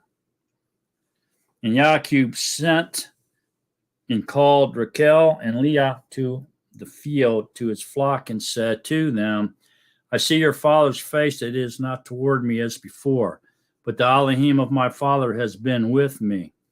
And you know that I have served your father with all my strength. Yet your father has deceived me and changed my wages 10 times. But Elohim did not allow him to do evil to me. When he said this, the speckled are your wages, then all the flocks bore speckled. And when he said this, the streaked are your wages, then all the flocks bore streaked. So Elohim has taken away the livestock of your father and given them to me. And it came to be at the time when the flocks conceived that I lifted my eyes and looked in a dream, and saw the rams which leaped upon the flocks were streaked, speckled, and molted. And the messenger of Elohim spoke to me in a dream, saying, YaAqob, and I said, here I am. And he said, lift your eyes now and see. All the rams which leap on the flocks are streaked, speckled, and molted. For I have seen all that Laban is doing to you. I am the all of Bethel, where you anointed the standing column, and where you made a vow to me. So it's in Bethel. Now rise up, get out of this land, and return to the land of your relatives. And Rachel and Leah answered and said to him, do we still have any portion or inheritance in our father's house? Are we not reckoned by him as strangers? For he has sold us, and also entirely consumed our silver. For all the wealth which Elohim has taken from our father are ours and our children's. Now then, do whatever Elohim has told you. So YaAqob rose and put his sons and his wives on camels, and he drove off all his livestock and all his possessions which he had acquired, his property of the livestock which he had acquired in Padan Aram, to go to his father Yitzhak in the land of Canaan. And when Laban had gone to shear his sheep, Rachel stole the house idols that were her father's. Well, she could have left them behind, huh? And YaAqob deceived Laban, the Aramean, because he did not inform him that he was about to flee. And he fled with all that he had, and he rose up and passed over the river and headed toward the mountains of Gilead. And on the third Yom, Laban was told that YaAqob had fled. Then he took his brothers with him and pursued him for a 7-day journey, and he overtook him in the mountains of Gilead. But in a dream by night, Elohim came to Laban the Aramean and said to him, "Guard yourself that you do not speak to YaAqob either good or evil." Then Laban overtook YaAqob. Now YaAqob had pitched his tent in the mountains, and Laban with his brothers pitched in the mountains of Gilead. And Laban said to YaAqob, "What have you done, that you have deceived me and driven my daughters off like captives taken with the sword? Why did you flee secretly and deceive me, and not inform me that I would have sent you away with joy? And I would have sent you away with joy and songs, with tambourine and lyre. And you did not allow me to kiss my sons and my daughters. Now you have been foolish to do this. Is it in the power of my hand to do evil to you? But the Elohim of your father spoke to me last night, saying, Guard yourself that you do not speak to YaAqob either good or evil. And now you have gone because you greatly long for your father's house. But why did you steal my mighty ones?" And YaAqob answered and said to Laban, "Because I was afraid, for I said, lest you tear your daughters away from me. With whomever you find your mighty ones, do not let him live." Kind of weird this guy knew of Yahuwah and admitted that Yahuwah spoke to him, but yet he had mighty ones. He had idols that he worshipped. Ain't that weird? "In the presence of our brothers, see for yourself what is with me and take it with you." For YaAqob did not know that Rachel had stolen them. And Laban went into YaAqob's tent, and into Leah's tent, and into the tents of the 2 female servants, but he did not find them. And he came out of Leah's tent and entered Rachel's tent. Now Rachel had taken the house idols and put them in the camel's saddle and sat on them. And Laban searched all about the tent, but he did not find them. And she said to her father, "Let it not displease my master that I am unable to rise before you, for the way of a woman is with me." And he searched but did not find the house idols. And YaAqob was wroth and contended with Laban. And YaAqob answered and said to Laban, "What is my transgression? What is my sin that you have hotly pursued me? Now that you have searched all my goods, what have you found of all your household goods? Set it there before my brothers and your brothers, and let them decide between the 2 of us. These 20 years I have been with you, your ewes and your female goats have not miscarried their young, and I have not eaten the rams of your sheep. That which was torn by beast I did not bring to you. I myself bore the loss of it. You required it from my hand, whether stolen by yom or stolen by night. Thus I was. By yom the heat consumed me, and the frost by night, and my sleep fled from my eyes. These 20 years I have been in your house. I served you 14 years for your 2 daughters, and 6 years for your flock, and you have changed my wages 10 times. Unless the Elohim of my father, the Elohim of Abraham, and the fear of Yitzhak had been with me, you would now have sent me away empty-handed. Elohim has seen my affliction and the labor of my hands, and rendered judgment last night. And Laban answered and said to YaAqob, these daughters are my daughters, and these children are my children, and this flock is my flock, and all that you see is mine. But what shall I do today to these, my daughters, or to their children whom they have bore? And now, come, let us make a covenant, you and I, and it shall be a witness between you and me. So YaAqob took a stone and set it up as a standing column. And YaAqob said to his brothers, gather stones. And they took stones and made a heap. And they ate there on the heap. And Laban called it Yegar Sadutha, but YaAqob called it Gilead. And Laban said, this heap is a witness between you and me today. That is why its name was called Gilead, also Mitzpah, because he said, let Yahuwah watch between you and me when we are out of each other's sight.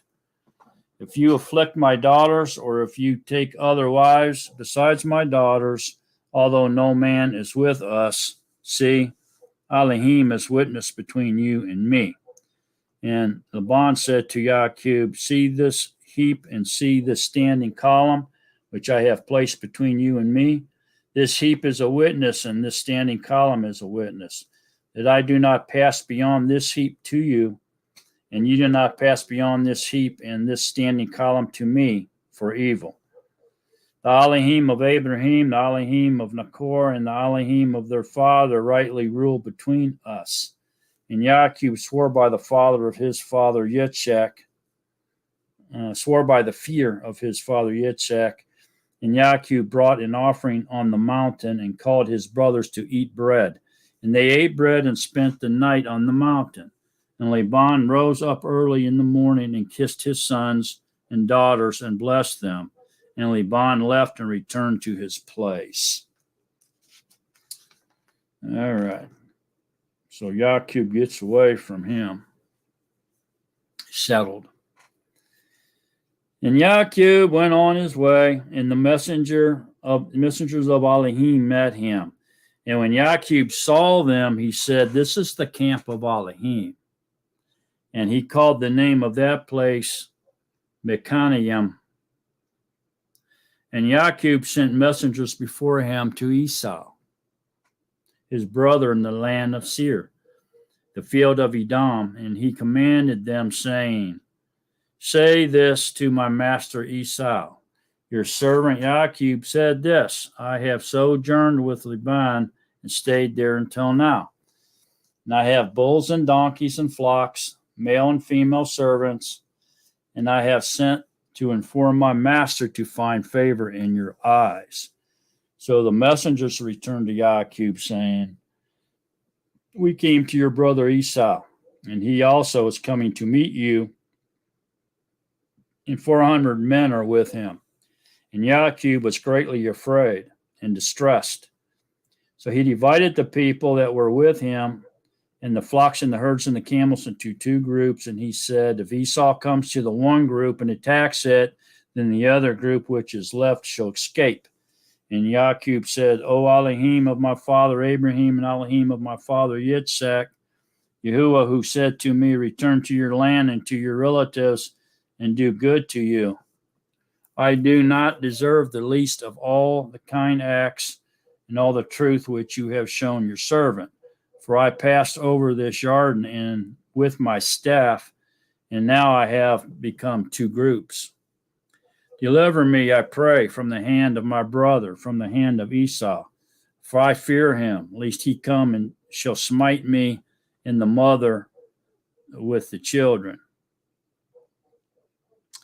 For you said, I shall certainly do good to you, and shall make your seed as the sand of the sea, which are too numerous to count. And he spent the night there and took what came to his hand as a present for Esau, his brother.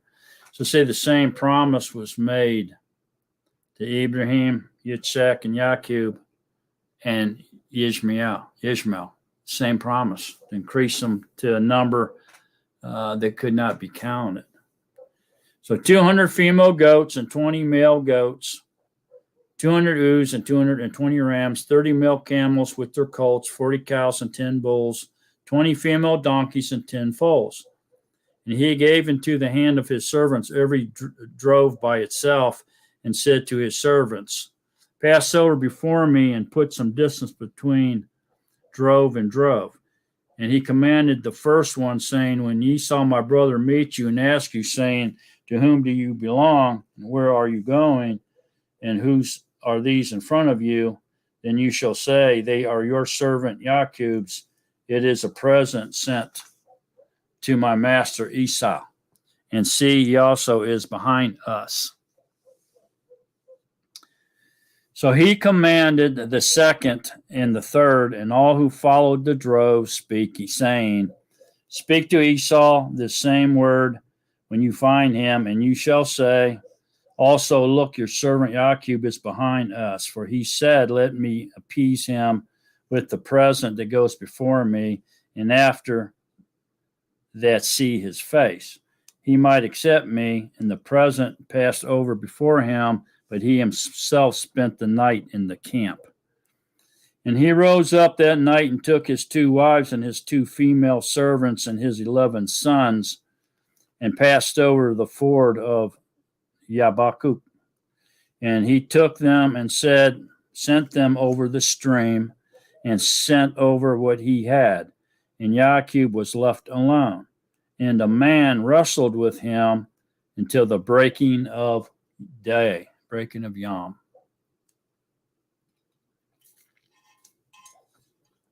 And when he saw that he did not overcome him, he touched the socket of his hip. And the socket of YaAqob's hip was dislocated as he wrestled with him. And he said, let me go, for the Yom breaks. But he said, I am not letting you go until you have blessed me. So he asked him, what is your name? And he said, YaAqob. And he said, your name is no longer called YaAqob, but Yisharal, because you have striven with Elohim and with men, and have overcome. And YaAqob asked him, saying, please let me know your name. And he said, why do you ask about my name? And he blessed him there, and YaAqob called the name of the place Peniel, for I have seen Elohim face to face, and my life is preserved. And the sun rose on him as he passed over Peniel, and he limped on his hip. That is why the children of Yisharal to this Yom do not eat the sinew of the hip, which is on the socket of the thigh, because he touched the socket of the thigh of YaAqob in the sinew of the hip. So YaAqob name became Yisharal now, and he walked with a limp the rest of his life. So that's a lesson for us spiritually to know that you wrestle with Yahuwah, your life will never be the same. You'll never walk the same again. You'll have a totally different walk. Okay, and this is what happened to YaAqob, whose name became Yisharal. Okay, so very interesting. Now, so off of this new name, then he wrestled with Yahuwah or Yahusha all night long. He was given this new name, which would be the name of Yahuwah's people for everlasting, for eternity. So spiritual Yisrael are those who enter into the everlasting covenant that was made between Yahuwah and Abraham. So you can see the flesh versus the spirit are becoming spirit here now. As this wrestling match took place all night long, and his name was changed to Yisharal. So all his people, Yahuwah's people, would come through the seed of Yisharal. And they do. The 12 tribes, his sons are the 12 tribes of Yisharal. The sons of Yishmaal are the 12 tribes of Ishmael, or 12 princes of Israel, of Ishmael. Ishmael. Very parallel, isn't it? Just totally amazing if you think about it.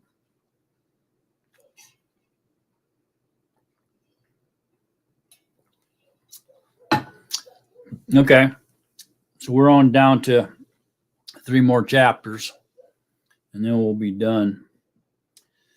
So that's extremely interesting, right?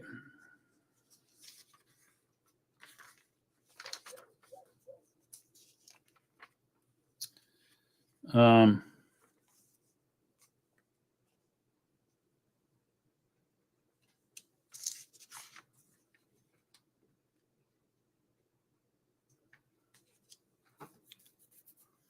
all right, let's go on. And YaAqob lifted his eyes and looked and saw Esau coming, and with him 400 men. And he divided the children among Leah and Rachel and the 2 female servants. And remember, there's only 11 up to this point. And he put the female servants and their children in front, and Leah and her children behind, and Rachel and Joseph or Yusuf last.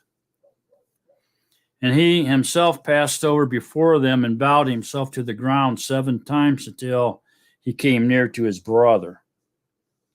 And Esau ran to meet him and embraced him and fell on his neck and kissed him, and they wept.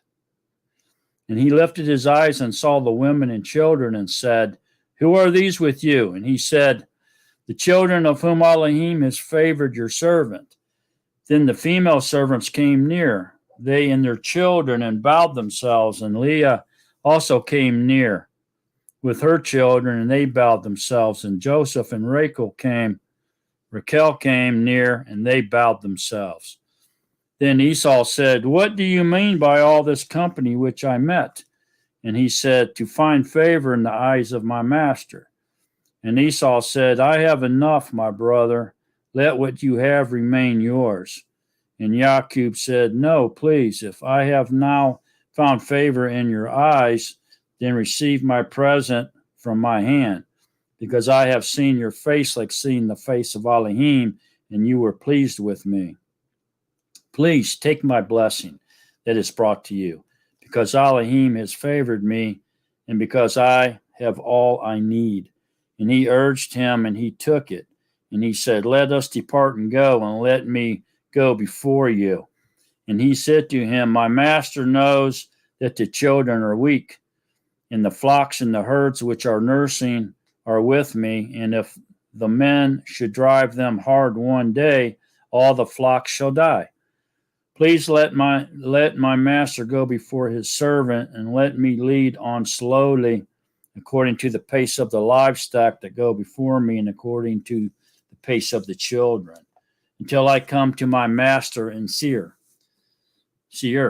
And Esau said, "Please let me leave with you some of the people who are with me." But he said, "Why this? Let me find favor in the eyes of my master." And Esau returned that yom on his way to Seir. And YaAqob set out to Succoth and built himself a house and made booths for his livestock.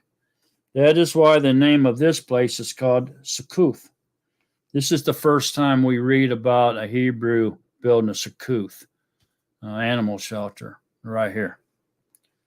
And YaAqob came safely to the city of Shechem, which is in the land of Canaan, which he came from Padan Aram, and he pitched his tent before the city, and he bought the portion of the field where he had pitched his tent from the children of Hamor, Shechem's father, for 100 keshetah. And he set up an altar there and called it Al Aloha Yisharal. Yeah, very interesting, huh? So here YaAqob back in the promised land, back in among his relatives, his direct relatives, or his brother Esau. And Dinah, the daughter of Leah, whom she had borne to YaAqob, went out to see the daughters of the land. And Shechem, son of Hamor, the Kui, prince of the land, saw her and took her and lay with her and humbled her. And this being clung to Dinah, the daughter of YaAqob, and he loved the girl and spoke kindly to the girl. And Shechem spoke to his father Hamor, saying, "Take this girl for me for Nasha." And YaAqob heard that he had defiled Dinah, his daughter. Now his sons were with his livestock in the field, so YaAqob kept silent until they came. And Hamor, the father of Shechem, went out to YaAqob to speak with him. And the sons of YaAqob came in from the field when they heard it, and the men were grieved and very wroth, because he had done a senseless deed in Yisharal by lying with YaAqob's daughter, which should not be done. But Hamor spoke with them, saying, "My son Shechem's being longs for your daughter. Please give her to him for Nasha, and intermarry with us. Give us your daughters and take our daughters for yourselves, and dwell with us, and let the land be before you. Dwell and move about in it, and have possession in it." And Shechem said to her father and her brothers, "Let me find favor in your eyes, and whatever you say to me I give. Ask of me a bride price and gift ever so high, and I give according to what you say to me. But give me the girl for Nasha." But the sons of YaAqob answered Shechem and Hamor his father, and spoke with deceit, because he had defiled Dinah their sister. And they said to him, "We are not able to do this matter, to give our sister to one who is uncircumcised, for that would be a reproach to us.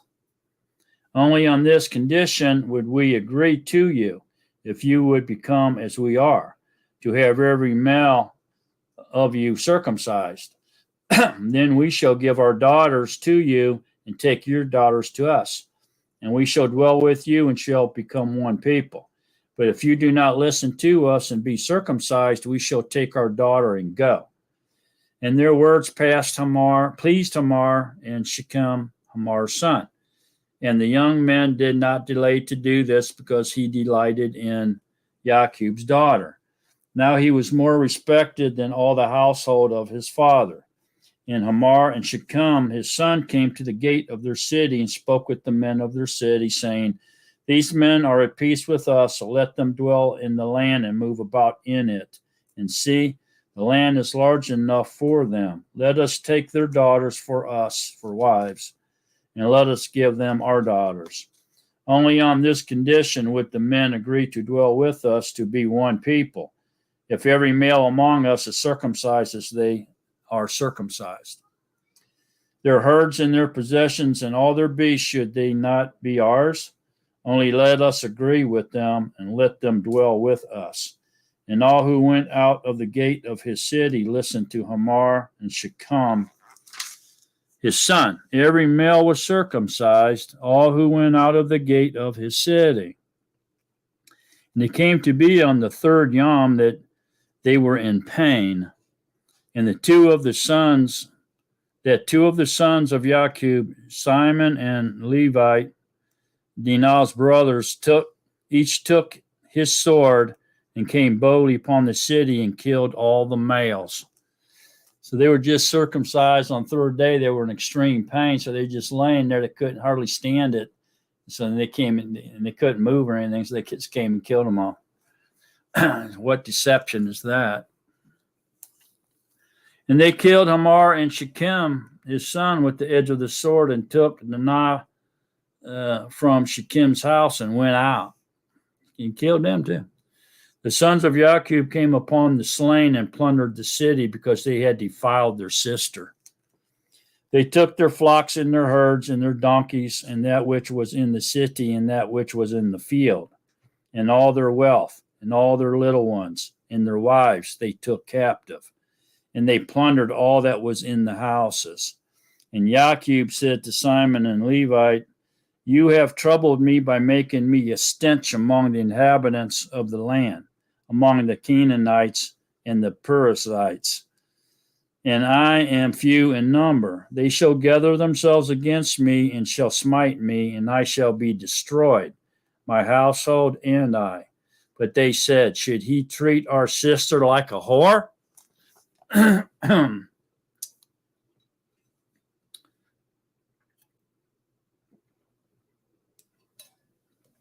All right, one more chapter. And Elohim said to YaAqob, arise, go up to Bethel and dwell there, and make an altar there to all who appeared to you when you fled from the face of Esau your brother. And YaAqob said to his house and to all who were with him, put away the foreign mighty ones that are among you, and cleanse yourselves, and change your garments. They finally pitching the mighty ones that they stole. And let us arise and go up to Bethel, and let us make there an altar to all who answered me in the yam of my distress, and has been with me in the way which I have gone. So they gave YaAqob all the foreign mighty ones that were in their hands, and all their earnings which were in their earrings that which were in their ears. And YaAqob hid them under the terebinth tree which was near Shechem. And they departed, and the fear of Elohim was upon the cities that were all around them, and they did not pursue the sons of YaAqob. And YaAqob came to Luz, that is Bethel, which is in the land of Canaan, and he and all the people who were with him. And he built there an altar and called the place Al Bethel, because there Elohim appeared to him when he fled from the face of his brother. And Deborah, Ribqual's nurse, died, and she was buried below Bethel under the terebinth tree. So the name of it was called Alon Bakuth. And Elohim appeared to YaAqob again when he came from Panam Aram and blessed him. And Elohim said to him, your name is YaAqob. Your name is no longer called YaAqob, but Yisharal is your name. So he called his name Yisharal. And Elohim said to him, I am El Shaddai. Bear fruit and increase. A nation and a company of nations shall be from you, and sovereigns come from your body. And the land which I gave Abraham and Yitzchak I give to you, and to your seed after you I give this land. So there you go. That includes all his sons, everybody. Okay. And Elohim went up from him in the place where he had spoken with him. And YaAqob set up a standing column in the place where he had spoken with him, a monument of stone. And he poured a drink offering on it, and he poured oil on it. And YaAqob called the name of the place where Elohim spoke with him Bethel. Then they set out from Bethel, and it came to be, when there was but a little distance to go to Ephrath, that Rachel began to give birth, and had great difficulty giving birth. And it came to be, as she was having great difficulty giving birth, that the midwife said to her, do not fear, for it is another son for you. And it came to be, as her life was going out, for she died, that she called his name Ben-Oni, but his father called him Benjamin. So now there's 12 tribes of Yisharal. So Rachel died and was buried on the way to Ephrath. This is Bethlehem. And YaAqob set a standing column on her grave, which is the monument of Rachel's grave to this day. And Yisharal set out and pitched his tent beyond the tower of Edur. And it came to be, when Yisharal dwelt in that land, that Reuben went out and laid with Bilhah's his father's concubine. And Yisharal heard about it. Now the sons of YaAqob were 12. The sons of Leah were Reuben, YaAqob's firstborn, and Shimeon, and Lewi, and Yehuda, and Yissakhar, and Zebulun. And the sons of Rachel were Joseph and Benjamin. And the sons of Bilhah, Rachel's female servants, were Dan and Naphtali. And the sons of Zilpah, Leah's female servants, were Gad and Asher. These were the sons of YaAqob who were born to him in Padam Aram. And YaAqob came to his father Yitzchak at Mamre and Kiriath Arba, that is Hebron, where Abraham and Yitzchak had dwelt. And the Yamim of Yitzchak were 180 years. So Yitzchak breathed his last and died, and was gathered to his people, aged and full of days. And his sons Esau and YaAqob buried him. So there you go. So Yitzchak and Yishmaal buried their father, and Esau and YaAqob buried their father.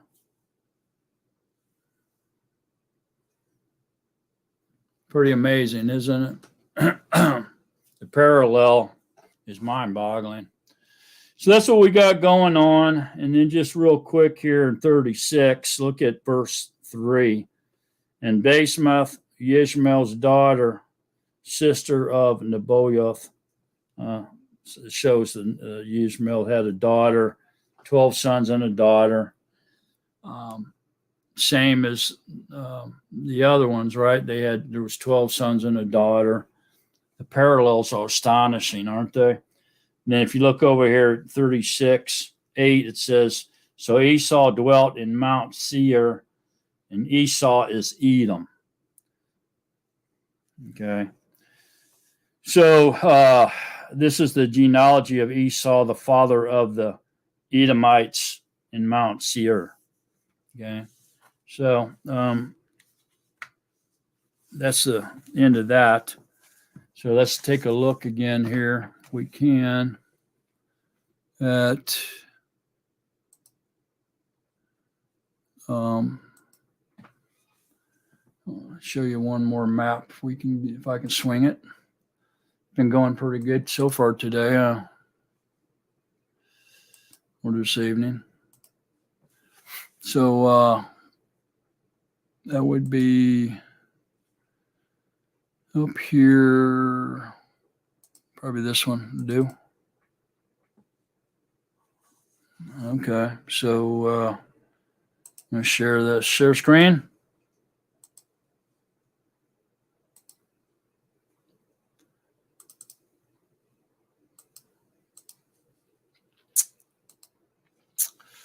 And here we go.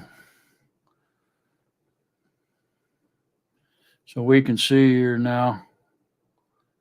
Here's Edom, kingdom of Edom. Edom is, Esau's Edom.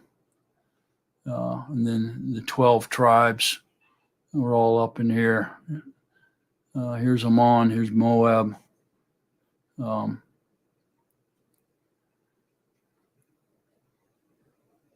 Remember, this is the arch, that arch, green crescent, and Ishmael, the 12 tribes of Ishmael dwelt in Saudi Arabia, all the way from over here, somewhere east of Egypt, arch, the green arch, or green crescent, all the way over to Kuwait and below was where Ishmael and them dwelt. So here was Edom. Esau is Edom. That's where they dwelt. Okay, so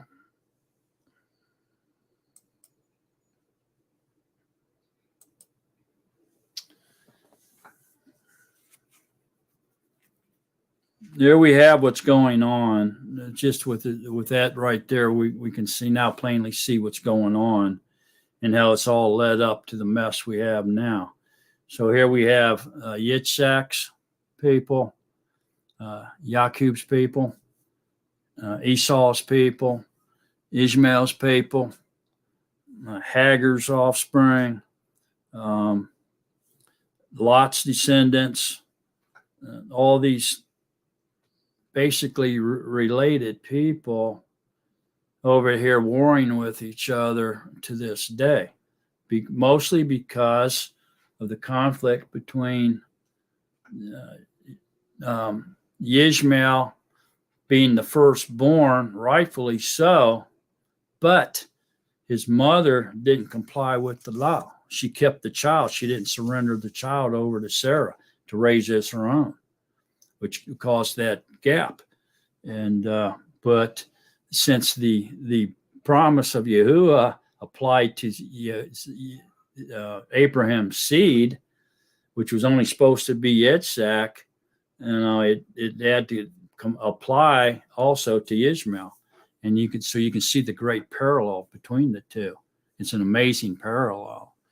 And then we have the twins, Esau and YaAqob, which there was a lot of deceit going on between them, a lot of different things, that led to these conflicts. That being that they feel that YaAqob was deceitful and he stole Esau's firstborn status and his blessing, which they felt should have been Esau's, his descendants, So that causes even more conflict. But yet everybody's related, So quite amazing, isn't it? Amazing that Ishmael had 12 sons, 12 princes, 12 chiefs, 12 tribes, and one daughter, and YaAqob the same thing. 12 sons and one daughter. Came the 12 tribes of Yisrael. So the slaughter then of the father and the son that actually did rape the daughter caused more conflict between those people as well, right? Because they deceived them and slaughtered them, so now they're their enemies through time too. So it causes even more conflict. Okay, and amazingly, Isaac's sons buried him, and YaAqob's sons buried him. The ones that were in cahoots. So, Abraham, Yitzhak, Isaac, and Ishmael buried him, and then with YaAqob, then his sons. Yitzhak, his sons Esau and YaAqob buried him, and they were opposed to each other, but they got together to bury their fathers. So the parallels are like mind blowing. They just go on and on and on. So you can see now why people say that the good and the bad, or the righteous, the unrighteous, the circumcised, the uncircumcised. But we found out that's not so true. Since Ishmael was circumcised, that gives him right to the promised land and his descendants as well. It gives them the right to the promised land somehow. So here, instead of 12, really it's 24 tribes has the right to that promised land. Although Yahuwah, made it pretty clear that the promise would go through Yitzhak, but yet there was Ishmael, and he was touched by the promise. You could look at his life and see that he was indeed touched by the promise. So does that mean does he obtain right to the promised land? He was circumcised into the covenant. I'd say, yeah, in some weird way he is. and that's causing a lot of affliction over there, and contention and strife. So hopefully now we can kind of get a better idea than what's going on over there and how it relates to history. And I think we can all see it fairly clearly at this point. There is something I like to point to here really quick before we go, and that's in Daniel. So the whole thing, controversy between this is that Yishmaal was the firstborn. He should have had the promise should apply to him and his descendants, not Isaac. That's the way they feel. And at close parallel, you can see why. And then also that the inheritance and the blessing should have went to Esau and not Jacob. And you can see how that applies. And that's why there's this big conflict and war and fighting and strife going on over there, still to this day. And don't forget, Yahuwah kind of prophesied that about Yishmael as well. Saying that he would be the people against the people and all that kind of stuff, if you remember that. So what's to come of all this into the latter days? We look to Daniel 9, and we can see here, starting up here, let's just say 26, verse 26 to the end. It says, and after the 62 weeks, Mashiach shall be cut off and have nothing, and the people of a coming prince shall destroy the city in the set apart place. So this is, the destroying of the second temple, 78 AD, right? And the end of it with a flood and wastes are decreed, and fighting until the end. So it's not going to be settled. There's going to be fighting till the end. So it's going to continue. And then it says, and he shall confirm a covenant with many for 1 week. There's that week. And in the middle of the week, he shall put an end to the slaughtering and meal offering. And on the wing of abominations, he shall lay waste even until the complete end. And which is decreed, is that which is decreed is poured out on the one who lays waste. So it's saying that there'll be fighting until the end, but there will be a confirmation of the covenant where the anti-Mashiach's going to come on the scene, and he's going to say, yes, Israel has the right to this land. They are the ones who Yahuwah made the covenant with. It was with the Israelis, the Israelites. And he's going to confirm their right to the land. And then, so there's going to be like a peace deal or something between the anti-Mashiach and Yisrael over there right now. Okay, and then that's coming out of this a peace agreement, which we don't know if this confirmation of the covenant, this peace agreement, is going to happen before World War III or after World War III. We don't know that for sure.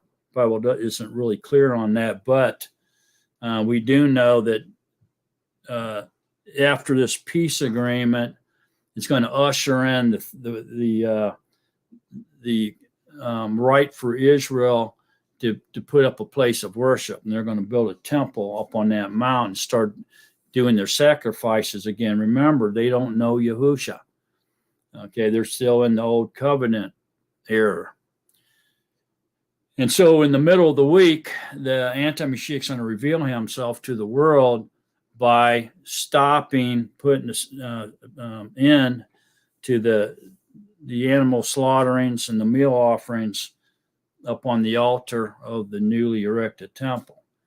And then he's going to walk into the temple and sit on the altar of the Holy of Holies and proclaim to be Yahuwah, and he will be worshipped as Yahuwah on the set apart place. Okay, and then after that, look out. It's going to be just crazy from there on out. But that's how we're going to know who the anti-Mashiach is. Okay. So all this either happens before or after World War III. Not real sure about that. There's pros and cons prior to it, and pros and cons after World War III. So it's hard to say. Scripture's not real clear on it. But anyways, that's what ends up happening out of all this mess we just read this tonight.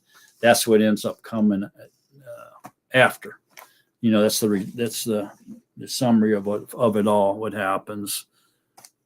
Okay, so that's it. That's a wrap on this evening's study. And I hope you all got much out of that as I did. I know it was long, but it was also very revealing, and the history was revealed. What's involved in what's going on over there right now, which is, obviously it looks like it's escalating a little bit, just little by little every day. It seems to escalate, and then it seems to have a promise of slowing down, but then it doesn't, and then something else happens. So we'll see how it all plays out for sure. And just need to be aware of the history and why it's happening, and what the scripture says will be the outcome of it all. So we know it just told us the fighting they're going to keep fighting to the end. So you're not going to see any peace. There's going to be a false peace, but it's not going to last. There'll be a lot of stuff come out of that peace agreement. So that's about it. That's all I have. Thank you all for being here, sticking with me to the end. If you didn't quite make it and you had to go to bed for whatever reason, the good news is that these studies are always recorded, and you can go back and watch them later. Something to do, or something to keep you faithful on the Shabbat, and go back and watch through it again, or watch through wherever you cut off at. Finish watching it, but appreciate everybody that stuck around to the end. I love studying with you. Appreciate your attendance more than you'll ever know. Peace and love and joy to everyone. Have great courage.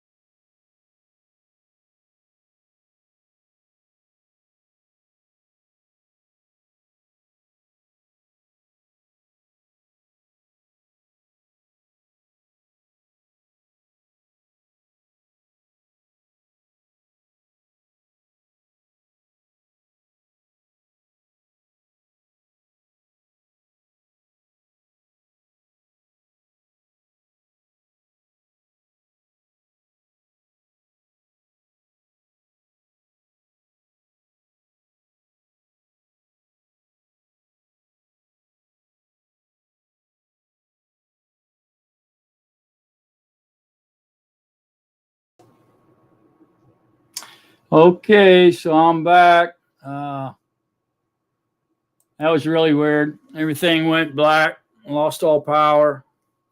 Never happened before. But anyway, I'm done anyway. I'll see a lot of you tomorrow. Zoom at noon. We're starting into the trumpets story in Revelations.